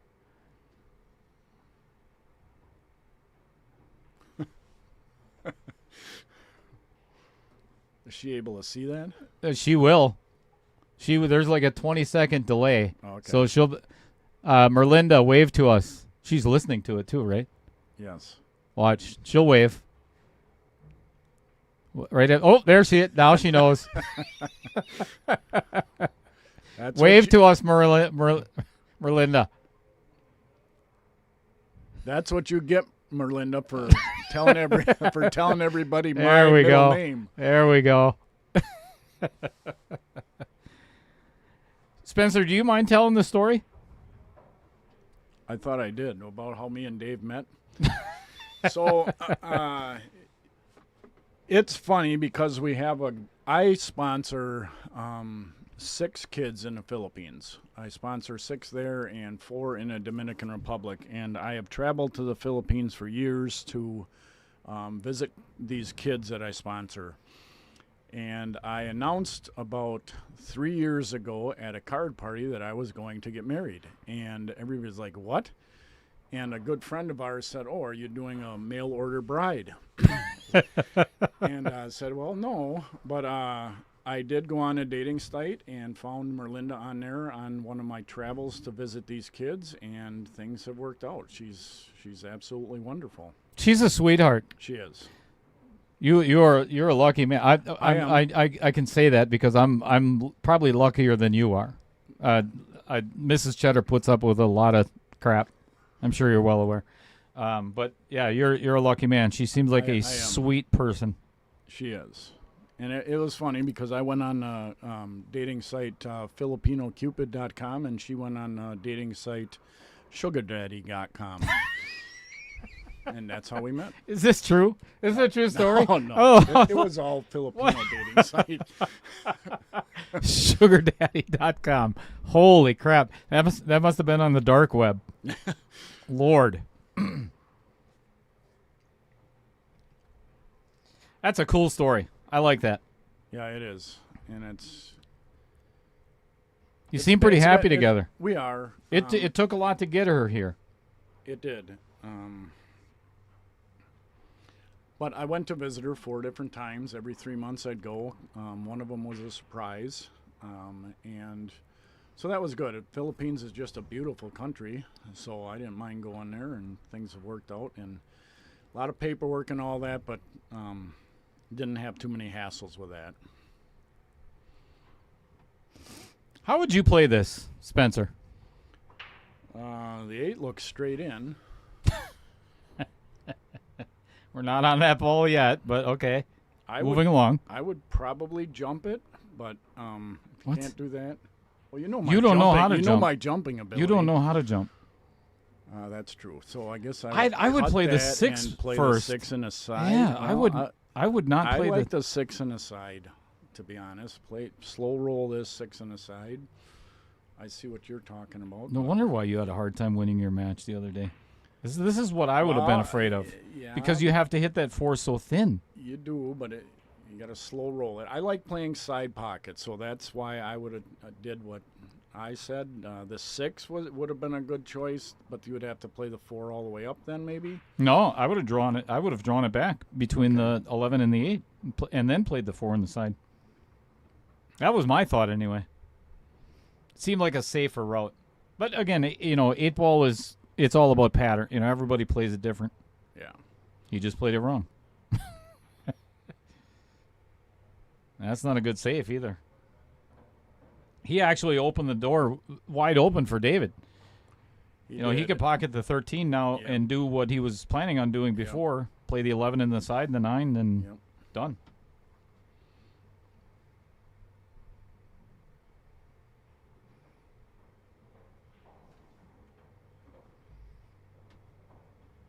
So I may have forgotten to put that back up there, but this is this afternoon's match. If you're not well aware, the finals of the KO 4.2 Scotch couples, David Hoppe and Pam Kelly, are going to be here, along with the lady that's been carrying me throughout the entire tournament, Bobby Joe Durst, and was gonna myself say that. are. Had to have. Yeah, I'm only 85 pounds, so.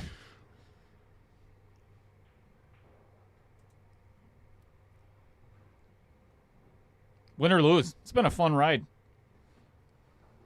Oh, did he hit that? Perfect. Played it really well.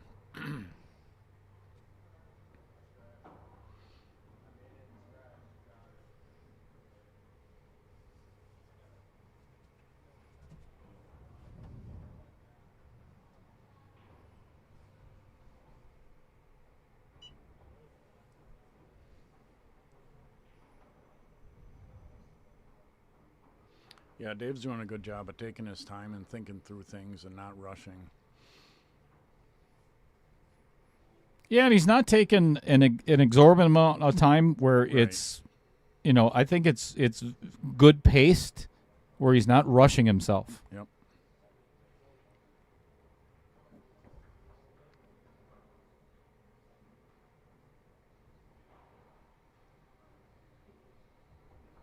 Now, after this match, for me being in the booth, we're going to have to charge Dave an extra $50. I think that's a great idea. He already paid me for my time earlier, so you're going to have to work that out with him. Yeah, we'll do that. We'll see let me know how that turns out for you. Somehow I'm going to end up paying money. I know that. Probably, That's how he probably. is.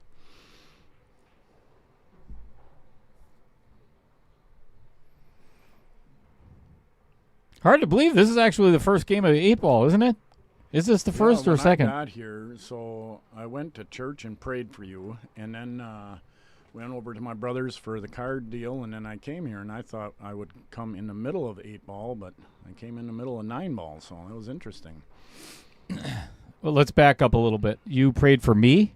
Yes. Oh, well, that was very. Yep. Any particular reason? Well, you need it.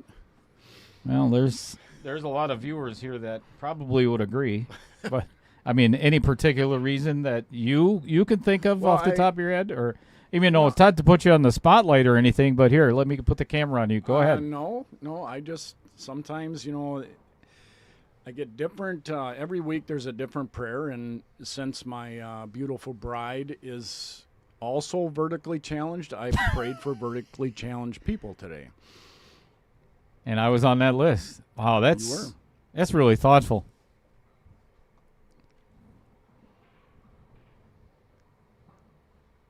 Rude. Kind of guy I am. Old school. Good afternoon. How much is on the line in tonight's match? Well, I might have an overlay for that. Let me just put that up there for you. How does this grab you? This is the payouts for tonight. You know what? Let me enlarge that just a smidge. There we go. Very nice.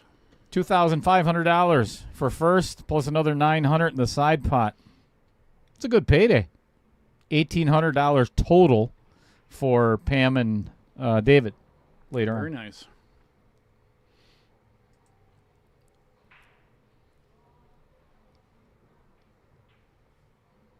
Fred Renner says hello. How we doing, Fred? Baby Cheddar is my daughter. If you read her comment there. All jokes aside, yeah, thanks for praying for him. She takes after her mom. Dave decided to play safety there, I see. Yeah, interesting play.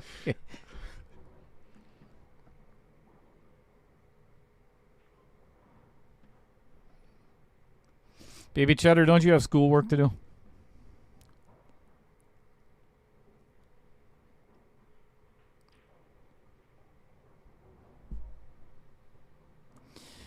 As I'm sure you're probably well aware, the rest of the Cheddar family, there's Baby Cheddar, there's Little Limburger, there's String Cheese, and then Mrs. Cheddar, who is Sharp Cheddar because she's a teacher. We are all, other than String Cheese, we're pretty vertically challenged. Little Limburger, he's medium. Yeah, he's a little bit taller. But I'll tell you, it has saved on clothes. You know, the amount of material that they use to make our clothes. That's a good point. A lot less. I'm sure Merlinda is well aware of that. Yes. We can all use much smaller mattresses for our beds. There's a lot of big financial benefit. Yeah. That was Interesting. Yeah. That's the word I would have used. Interesting. I want to see what kind of English he had on there. Oh, he's playing right.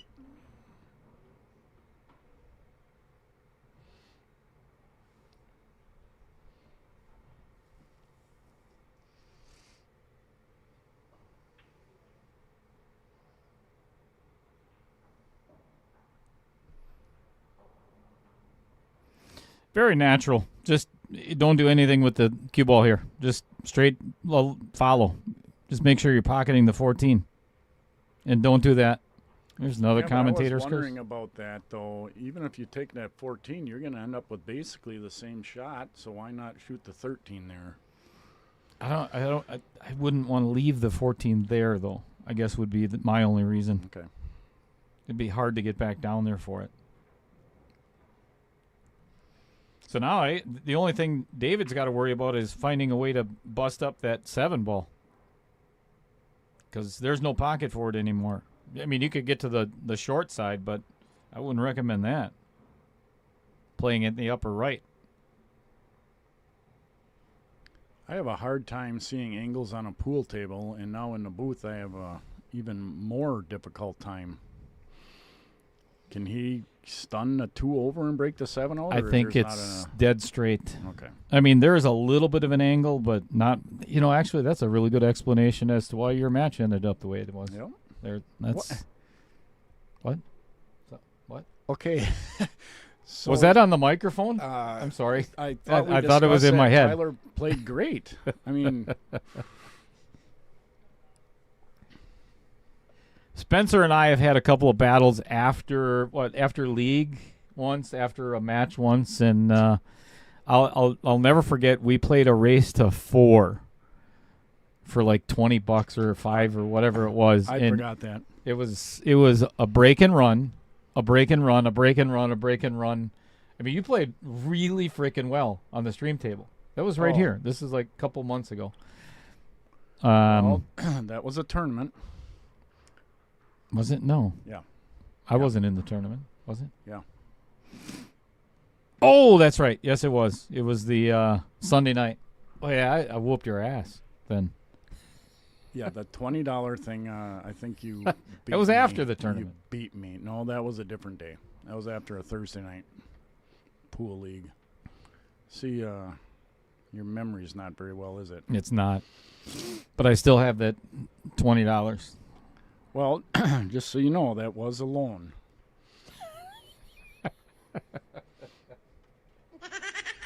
With interest, I'm sure. Uh-oh. Don't want to get over the top of it. No, not. Well, you could shoot the 4. Now I think I would shoot the 4. Here's what I don't like about this is, again, stop pocketing balls Yeah, if, you got to get the trouble ball. yeah.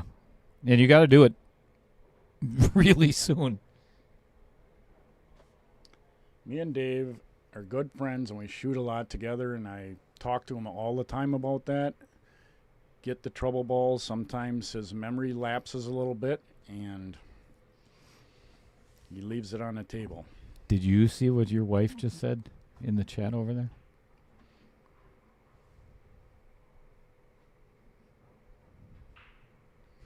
Whoo! Is this true? Well, Want to elaborate on that a little? so the other time she uses the word Harold is when we're at home and I'm in the doghouse, so maybe that's what she's talking about? She's been in the country for how many months now? 3? Yes. 2, 3, somewhere around there? And you have a doghouse already? Well, I had one before. Ouch. What was funny about that is she thinks I forgot her birthday. But the truth of the matter is in the Philippines, they're over a half a day ahead. So her birthday came, on that day, and then that was a good breakout. Yeah, I don't think it accomplished anything, though. And my morning was just starting. So I had intentions of wishing her a happy birthday, but she was already mad at me, so I was already in a doghouse. Sure. So we normally do video chats at that time. So I called her up, and it was Pool League Monday morning at the Mad Apple. So I got all the guys together to sing happy birthday to her on video. So I was out of the doghouse pretty quick. That was a pretty good reprieve. I mean, that was... that wasn't last-minute thinking or anything. You had that planned out? No, it was last minute. But all the guys got together. We had a lot of fun doing it. And big shout-out to everybody in the league. She loved it. Got me out of the doghouse. Crisis averted. So anyway, I've been in a doghouse. She wasn't even in the country. Sure. I could see that.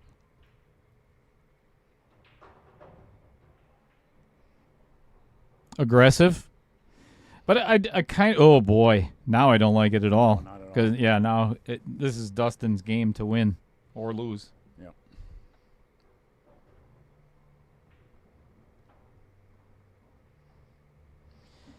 Merlinda, so I appreciate your positivity, but to be quite honest, I don't. That's still yet to be determined. Let's not get ahead of ourselves here. It may have been a good idea for you, maybe not so much for me. We'll find out. It's early yet. We've got. That is true. We might end up, going to 6:00 with this match. Well, Spencer won't be in the booth that long, but Neither is Dale. what time is yours? 5. So you're gonna kick Dave Oh yeah, they're out of here. and They're Dustin off? come 4:30. This match is done. Who's ever ahead wins.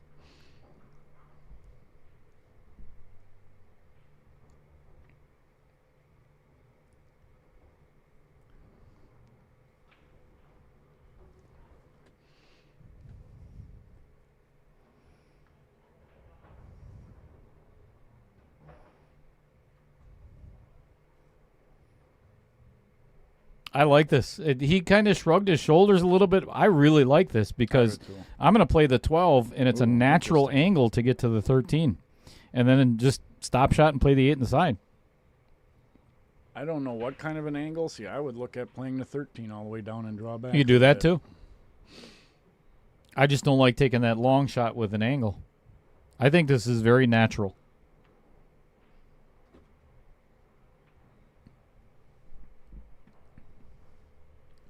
Kind of like my receding hairline, This is You all. just This is join the group on this that. is natural. Well, let's see. This would be natural. You got to use a little English here to get it over here. Otherwise, it's coming back at the 8, isn't it? No. Okay.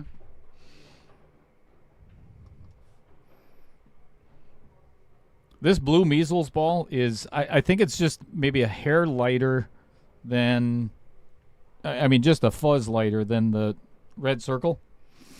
So it deflects just a bit more.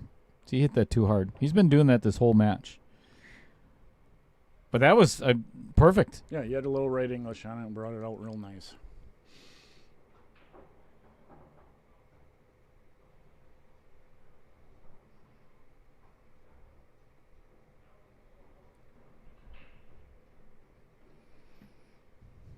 And again, it's kind of this is honestly just a free shot, because even if he ends up missing this, the odds of David playing anything where he's going to put Dustin in trouble is pretty. Oh, he's following this. I don't like how he's cueing this. See, and he's been doing that this whole match, just trying to get too much out of the cue ball. Now it's completely opposite what I was thinking. David can actually play a good safe here. I was going to say before, David can come from behind and get behind those 2 balls. I think I'd just roll that 7 right now and put the cue ball right behind the 3. I think you're just going to roll straight forward. Well, anybody that knows me knows I don't know how to play safety, but I would be looking at coming from behind those balls and try to. I'll leave that. But this is a smart thing. Leave that alone.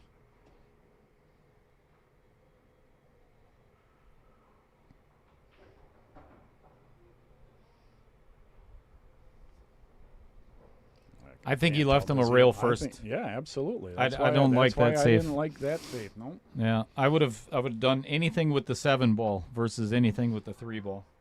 How can we tell it? Does he have an angle to even make that straight in? No, huh?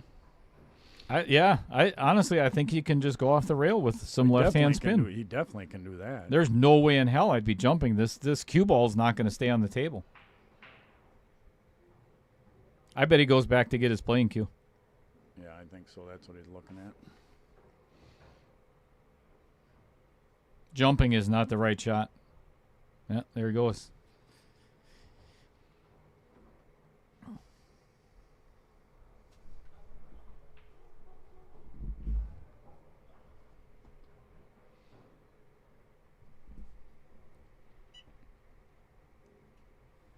Whoa. Oh, he went back to get his playing cue, but... Oh, goodness. I guess it ended up being a good save. Well, I don't really know if he ever... He went the other way. I know. I don't know if he ever looked at playing rail first, but that would have been the shot, Yeah, I thought. he tried to masse around the left-hand side of the 8 And if ball. he would have went rail first and even got a hit on it, the ball would have went over to the other side of the table where the 7-3 would have been a good shot for Dave. I'm completely confused. All right, so do you play this one with draw, or do you go follow. 2 rails around? I follow. Me too. I don't know. You could get an angle and But actually 3 rails. Almost. Yeah, 3 rails. I'd rather do that because then it takes the side pocket out of play. This just it can get too dicey. You want to be almost straight in on a 7. Oh, you hit it good. I hit it real well.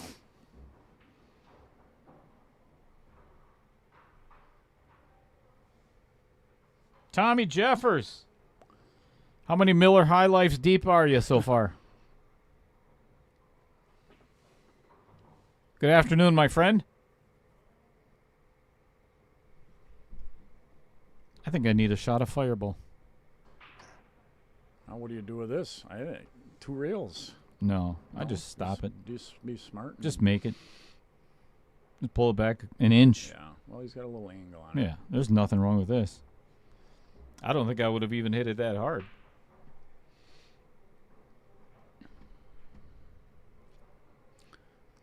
Gives him a little tester, though.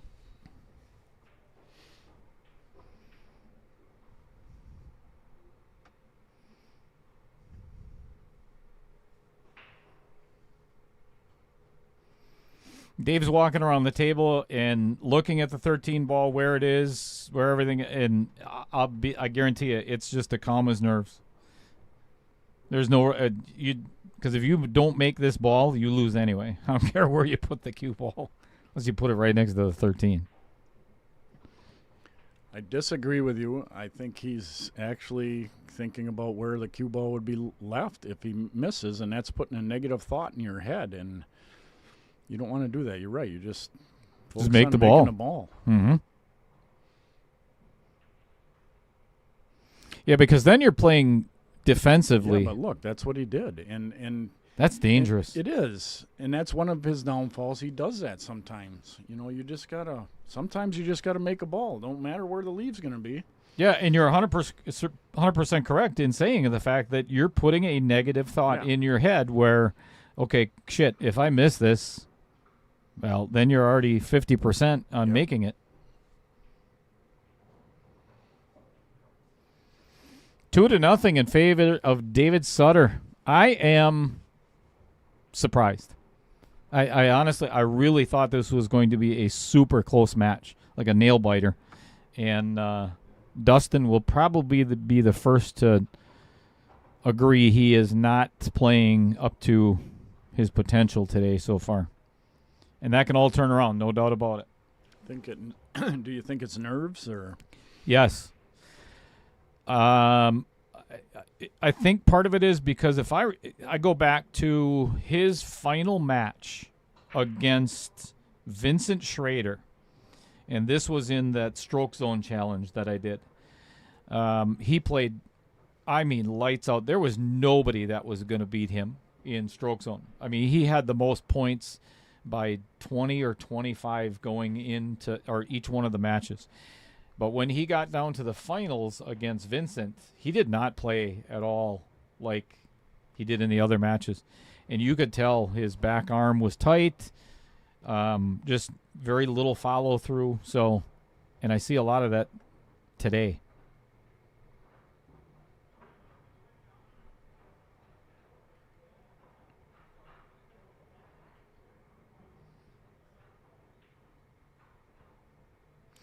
I think that's one of the things that, and judging from the conversations that Dustin and I have had, he'd love to be a pro.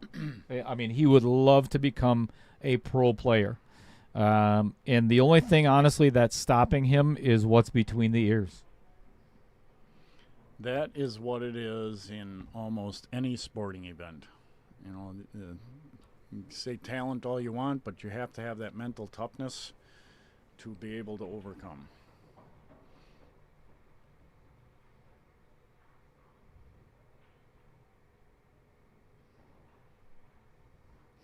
If Dave can run out this rack, it is going to put an immense amount of pressure on Dustin being, again, up 3-0 in 8 ball, already losing handily 6-2 in 9 ball.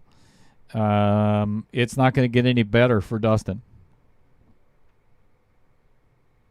So before you came into the booth, Spencer, I had asked everybody in the chat, if you were in Dustin's position, what do you do yourself to get yourself back into a comfortable playing state of mind?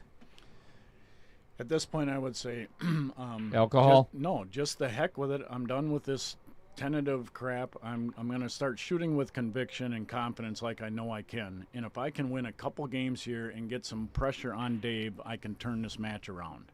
So everything's just got to be a positive attitude right now. You can't have a negative attitude because the biggest thing is this is just a game. So, I mean, if you lose the match, you go on and with life, So you just got to do what you can to change things around and not have a negative attitude about what's happened. Mm-hmm.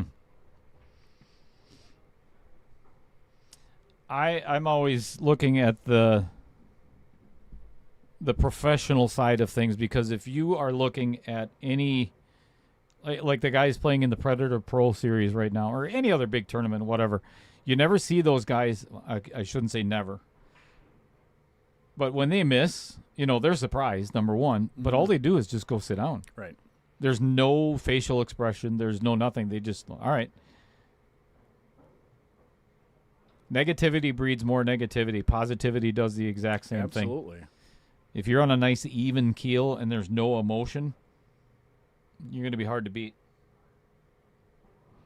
The toughest game to win a lot of times is when you're on the hill to win the match. So Dustin just needs to tell himself, I'm capable of running 2 or 3 racks here and getting back into this, and then putting the pressure on Dave that if it does get to the hill, that he might miss, and give you an opportunity. So you're always in it. Got to have that attitude. So other than spending maybe too much time at Taco Bell, do you think Dave feels any pressure anymore at his age? Absolutely. Okay. I know Just for checking. a fact he feels a lot of it. Gets nervous? Yeah, the comment that I just made, it's just a game, I tell him all the time. You can't put that pressure on yourself. Like some of the bigger or the better rated players, he had a very hard time beating because, I might beat Matt Strong or whatever. And I've talked to him a lot about that it's just those are the kind of guys you want to play in an opportunity to beat them. And all when the time. you got that opportunity, you have to be confident. And, I tell him about a shot. You've shot that shot hundreds of times. Why is it different that you're shooting against a good player? Isn't it amazing how our brain does that? Yes. That's one of the things I enjoy the hell out of the KO Challenge series and having a redraw every single round, because you don't know who the hell you're going to play until, because I've done it myself. I'm like, oh, shit, I got to play against Duncan my next match. I've already got negative thoughts in my head. Yeah, and I'm just the opposite. If you look at my record, that was not. No, that's not good. My record against players that are quite a bit lower Fargo, it's not very good because I don't have that motivation. But my record against the better players is better because I'm motivated to beat them. I enjoy that part of the competition. That's why I am really looking forward. As a matter of fact, I'm going to give everybody an update, and I know we're not really talking a lot about pool because it's not a lot going on right at the moment. But the new one, the Masters Series, let me put it up there real quick while Dave figures out what he's going to do. There are only 4 spots left. There's 28 players that are now signed up in the Masters Series, and let me tell you, it is a phenomenal field. J-Fed, Duncan, Mike Niver, a lot of really good players. And it's one of those that I can't wait to play. I can't wait to jump in the arena. Give me J-Fed the first match. Doesn't bother me. Yep.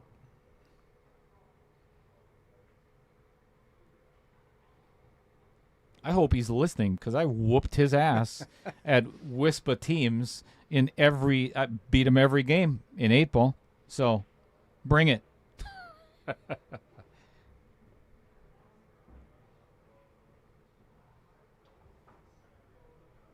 Paul Hemminghouse says the same way. It says, I'm the same way, Spencer.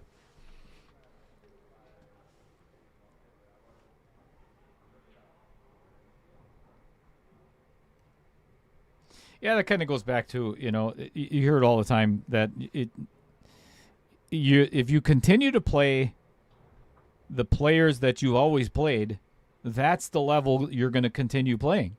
If you don't challenge yourself, if you don't play better players, you're not going to increase your own game. Yep. You get in a comfort zone of, well, I know this guy's game. He's only 5 points Fargo difference than mine. Well, you're not really challenging yourself very much.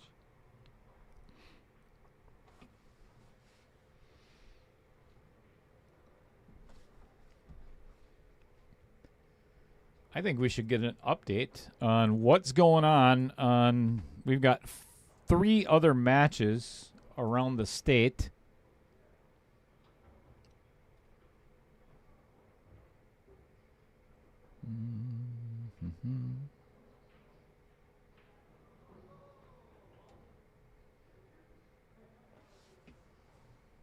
Chris Green. He's not gonna come back very happy. If Ian Valley ends up winning that one, he's 3 away from knocking him out. Well, maybe not. I don't know how the 9-ball set went, if it was close or whatever, but Yee and Valley is up 10-6 over Chris Green right now. But Chris is getting 1 game per set. So it's kind of hard to tell. Lance Ramey and Jesse McDermott are going to be here at 4 o'clock. And right now at Charlie's in Fond du Lac, Todd Schmidt and Dave Peters are playing against each other. And it looks like, yeah, Dave Peters just won the 9-ball portion of the match 6-1. So Todd's got his work to do.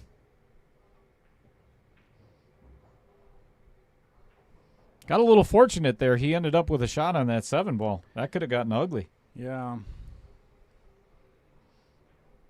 And this ended up ideal. All he has to do is follow forward, play the 5, and then the 2 all the way down.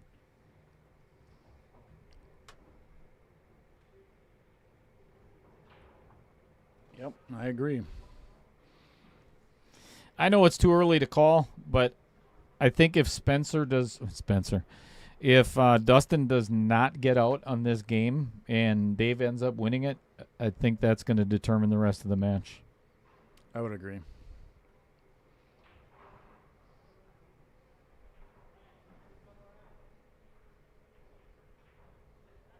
Good shot.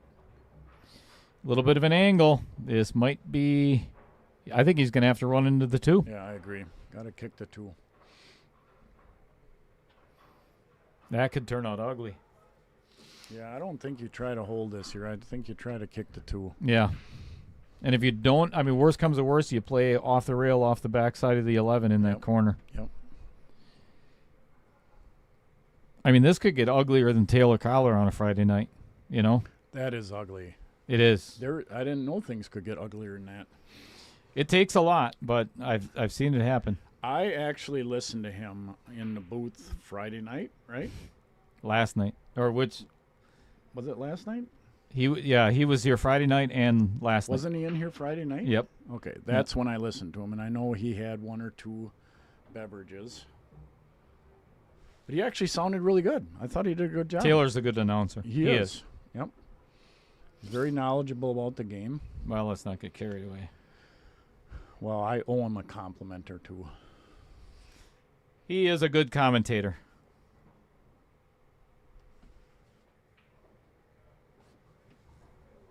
Him and Corey really work together well. Yeah, they do.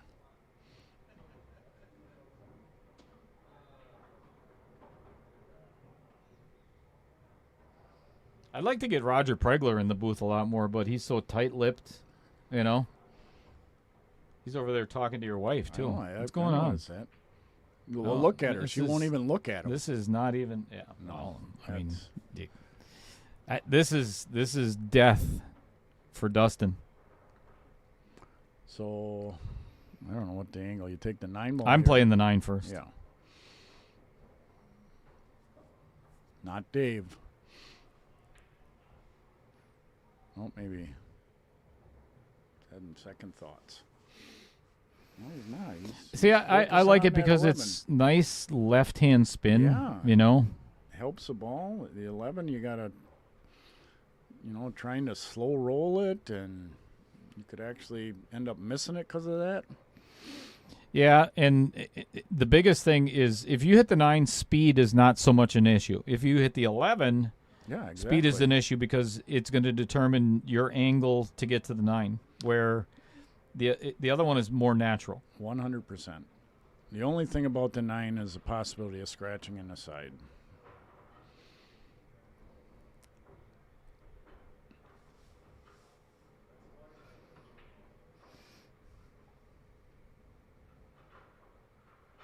Good shot.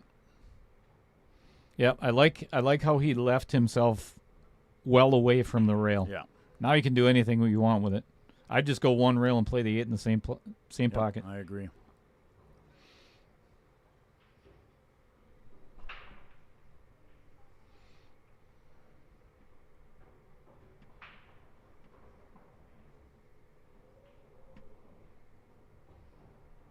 What's Dave's wife's name again? Well, I was just going to mention, I was wondering why Dave was taking his time so much in all this, and then I realized Connie's over there, so that's why. She's in his ear. She's coaching him No. because I see her on her phone over there, and then Dave's got his hearing aid in, which I think doubles as an iPad or a earbud. So she's feeding him advice. No, I just think when he goes back over there, she just keeps telling him, just stay calm and play slow and think through it.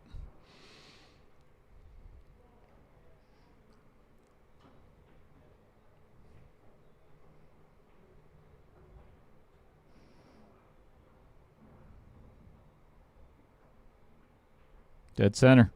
Yep. Yep. Dustin's going to have a really tough mental battle for the rest of this. Oh. All Time right. to have a drink. Dave has requested a walk around the block. Small bladder issues, maybe. I don't know. All right. Well, my time is out. I appreciate the opportunity to come in here and spend some time with you. Thanks for stopping in. Appreciate it very much. So You bet. we'll. I'm sure you'll be cheering for Dave, sitting over there with the bride. I will. Are you guys legally married now? Yes, we are. That's awesome. It Did you is. guys have? Did you have a ceremony in the States? Yeah, we had it. Actually, the reception and stuff was at the Mad Apple. Nice. So Very cool. Yeah, and I don't recall getting that invitation, but that's fine. Well, I sent it to my friends, so. All right. See ya. Thank you. Appreciate it. I hope I didn't ruin the ratings. Oh, you did. What was I going to tell you about? I wanted her to bring my phone a couple times.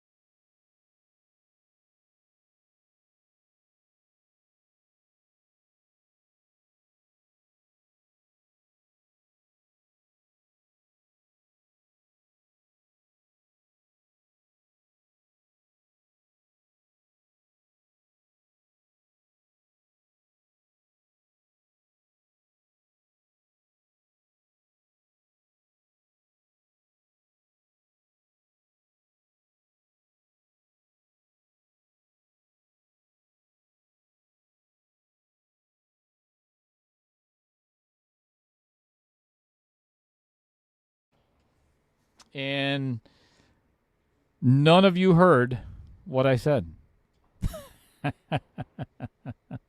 That's a shame. Well, maybe you should be thankful. That's what I get for muting my microphone as Spencer was leaving the booth. Anywho, well, you know what? Then I'm not going to repeat it. It wasn't that great anyway.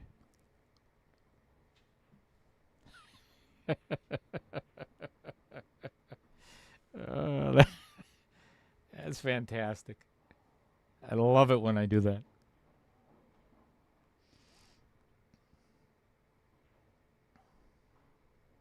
What's going on, Jason Gibbs?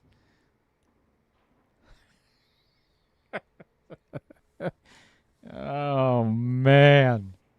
Brutal. 3-0 in favor of David Sutter.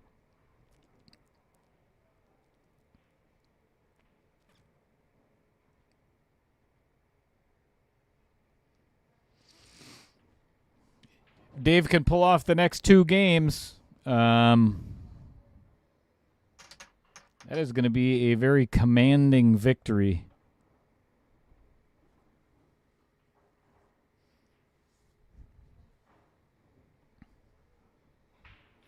So, do any of you are you lip readers?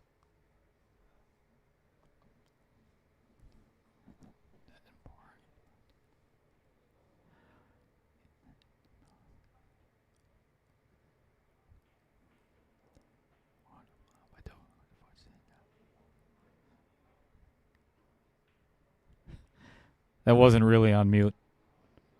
I wasn't muted.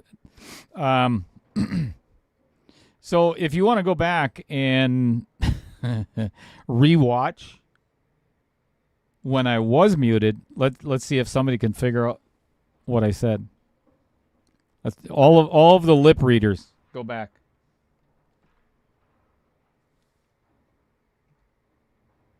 Baby Cheddar, I did that on purpose. I wasn't really muted. It looked like I was, but I wasn't. See, it looked like I was muted, but I was just not really saying anything. I can be a shithead like that sometimes. You should know me.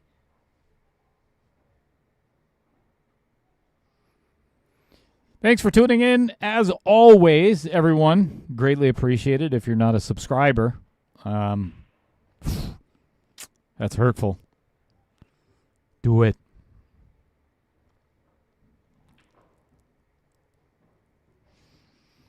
Jason Gibbs, also one of the competitors in this tournament. As a matter of fact, if you look at match number 4 there, taking out David Munoz, 11-8. So Jason is moving on to round 2 as well.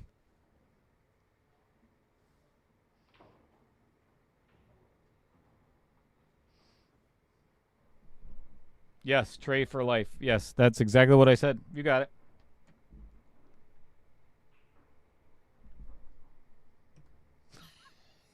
it.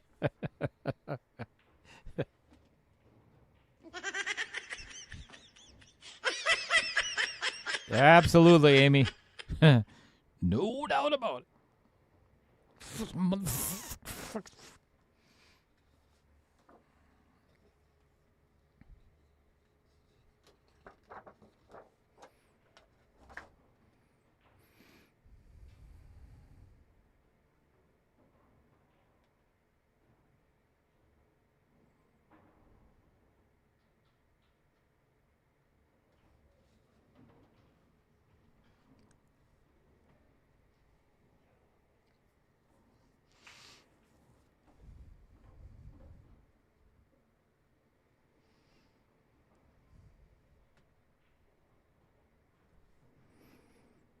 Two hours and 45 minutes into this, and we've got 11 games in. Yikes. That's a little bit of a slow pace today.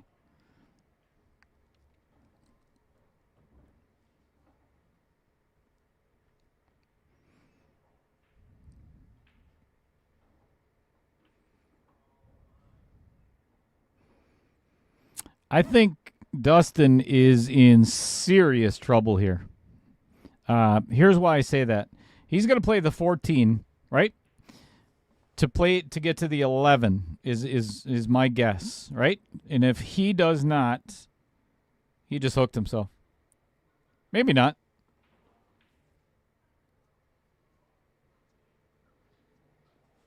What I was about to say is this is not at all easy shape to get on this 13. I think I would have actually, boy, I don't know. Maybe he is doing it the right way.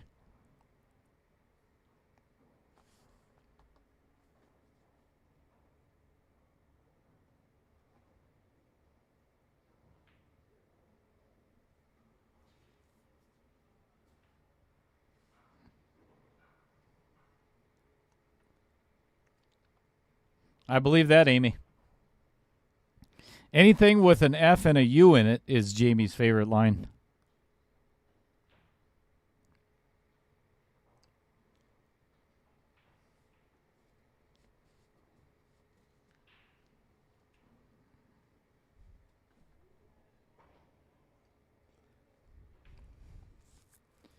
Uh-oh.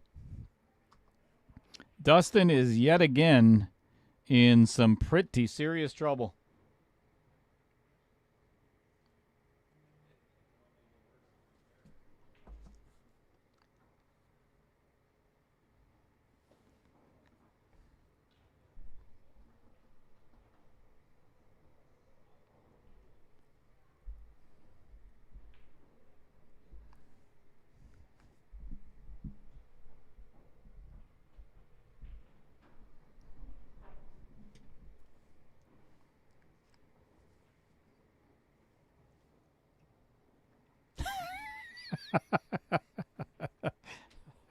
Yep, I can imagine.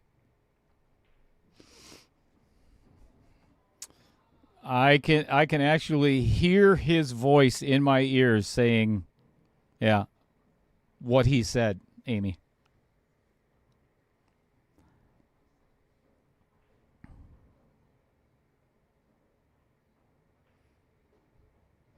I really like that play by David. That would have been the first thing that I did was get that 3 away from the 5 and the 2 and off the rail somewhere. It was a good shot. So now that kind of opens things up a little bit. I would actually play this 2 ball right now. 2 to the 5, 3, 6, 1, 8.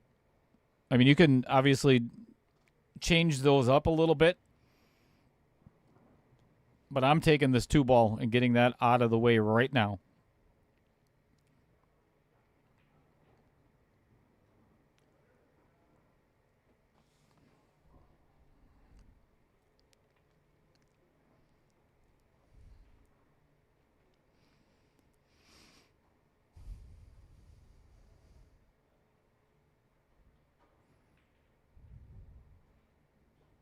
David agrees.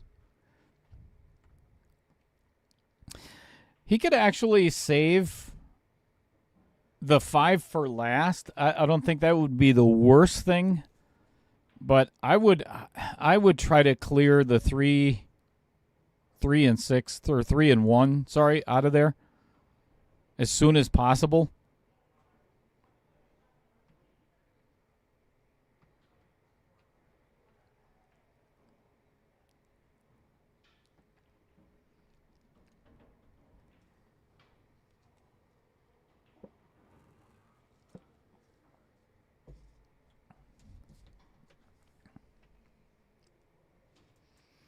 All right, let's see if I can get an update on some of the other scores going on around town.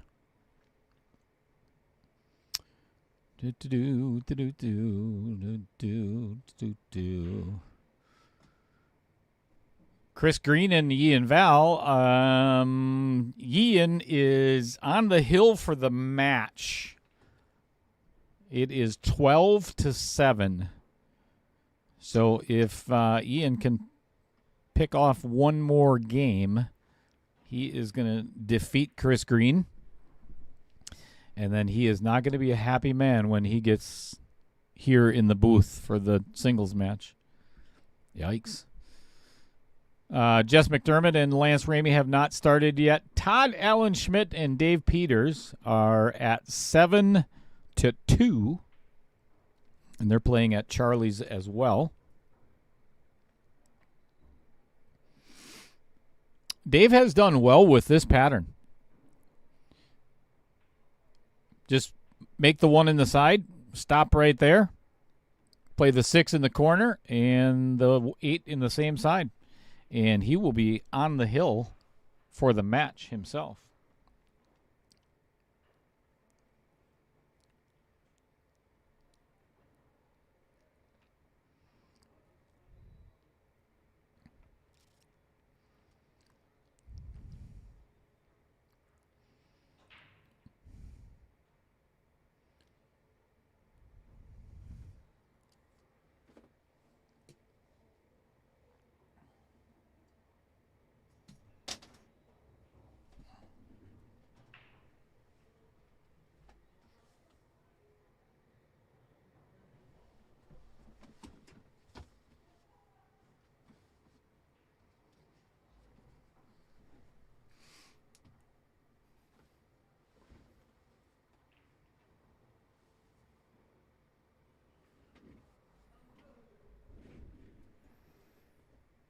All right.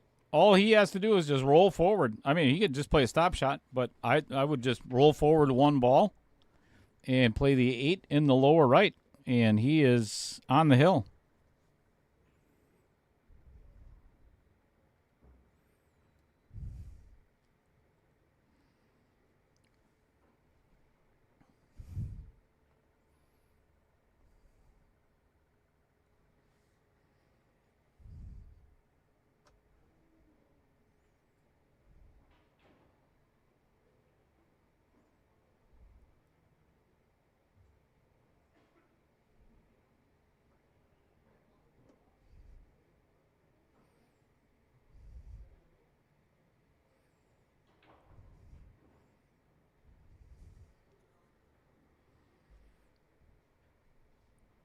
Backing off to maybe calm the nerves just a little bit.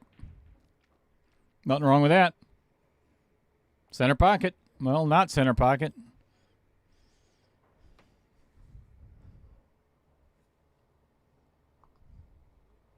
But it drops. That's all that matters. Dave Sutter is on the hill for the entire match. Dustin has yet to win a game in 8-ball. This is massive, massive, massive. All right. I'm going to mute this microphone because I have to use the little facilities. What's up, Jared Lamana? Thank you. Thank you, thank you, thank you. Much appreciated. Bobby Joe just arrived, as a matter of fact. She's going to do some warming up on one of the outer tables. So excited for this finals. I think it's going to be a good match. Bobby Joe has done an incredible job getting us here. So we've played together really well as a team. So I can't wait to see what today brings. Win or lose. I'll be right back, folks.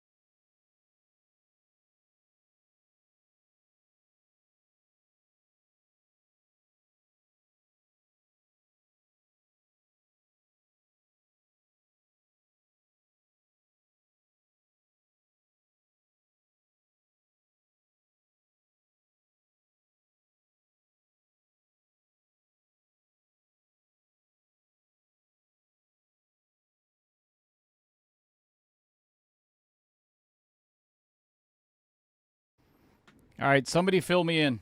What did I miss? Oh, I just got a notification that one of the matches is complete. It looks like Ian Valley has defeated Chris Green 13-7. Chris is not going to be a happy man when he gets back.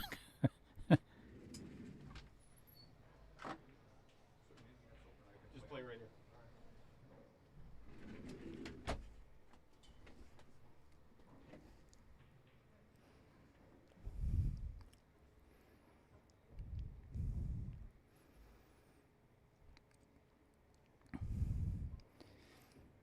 All right. Super big opportunity for Dave to put this match behind him. If he can get a good angle on... So he's got to shoot the 10 first. Give himself a good angle on the 14 to pull between the 6 and the 13. And he's good.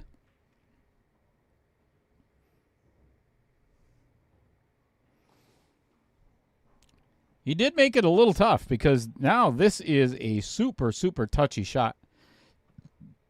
He should be, if he can use just maybe a little bit of inside English to kind of slow down the cue ball a little bit. Give you a different view here. I think that'll, as long as he doesn't run into the 6 ball, it just maybe straight foul. This is all very speed dependent. He doesn't want to get perfectly straight on the 13, but really close to it. This is perfect. This is ideal. I think this match is all over, folks.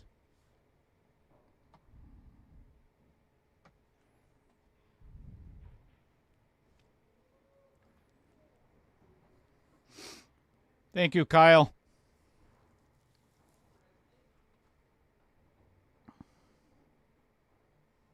Thank you, Tommy Jeffers. It's going to be a fun match. I can't wait. Like I said, win or lose, should be a good match.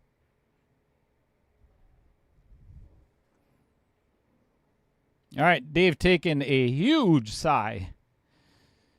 Eyeing up this 8 ball for the last shot of the match.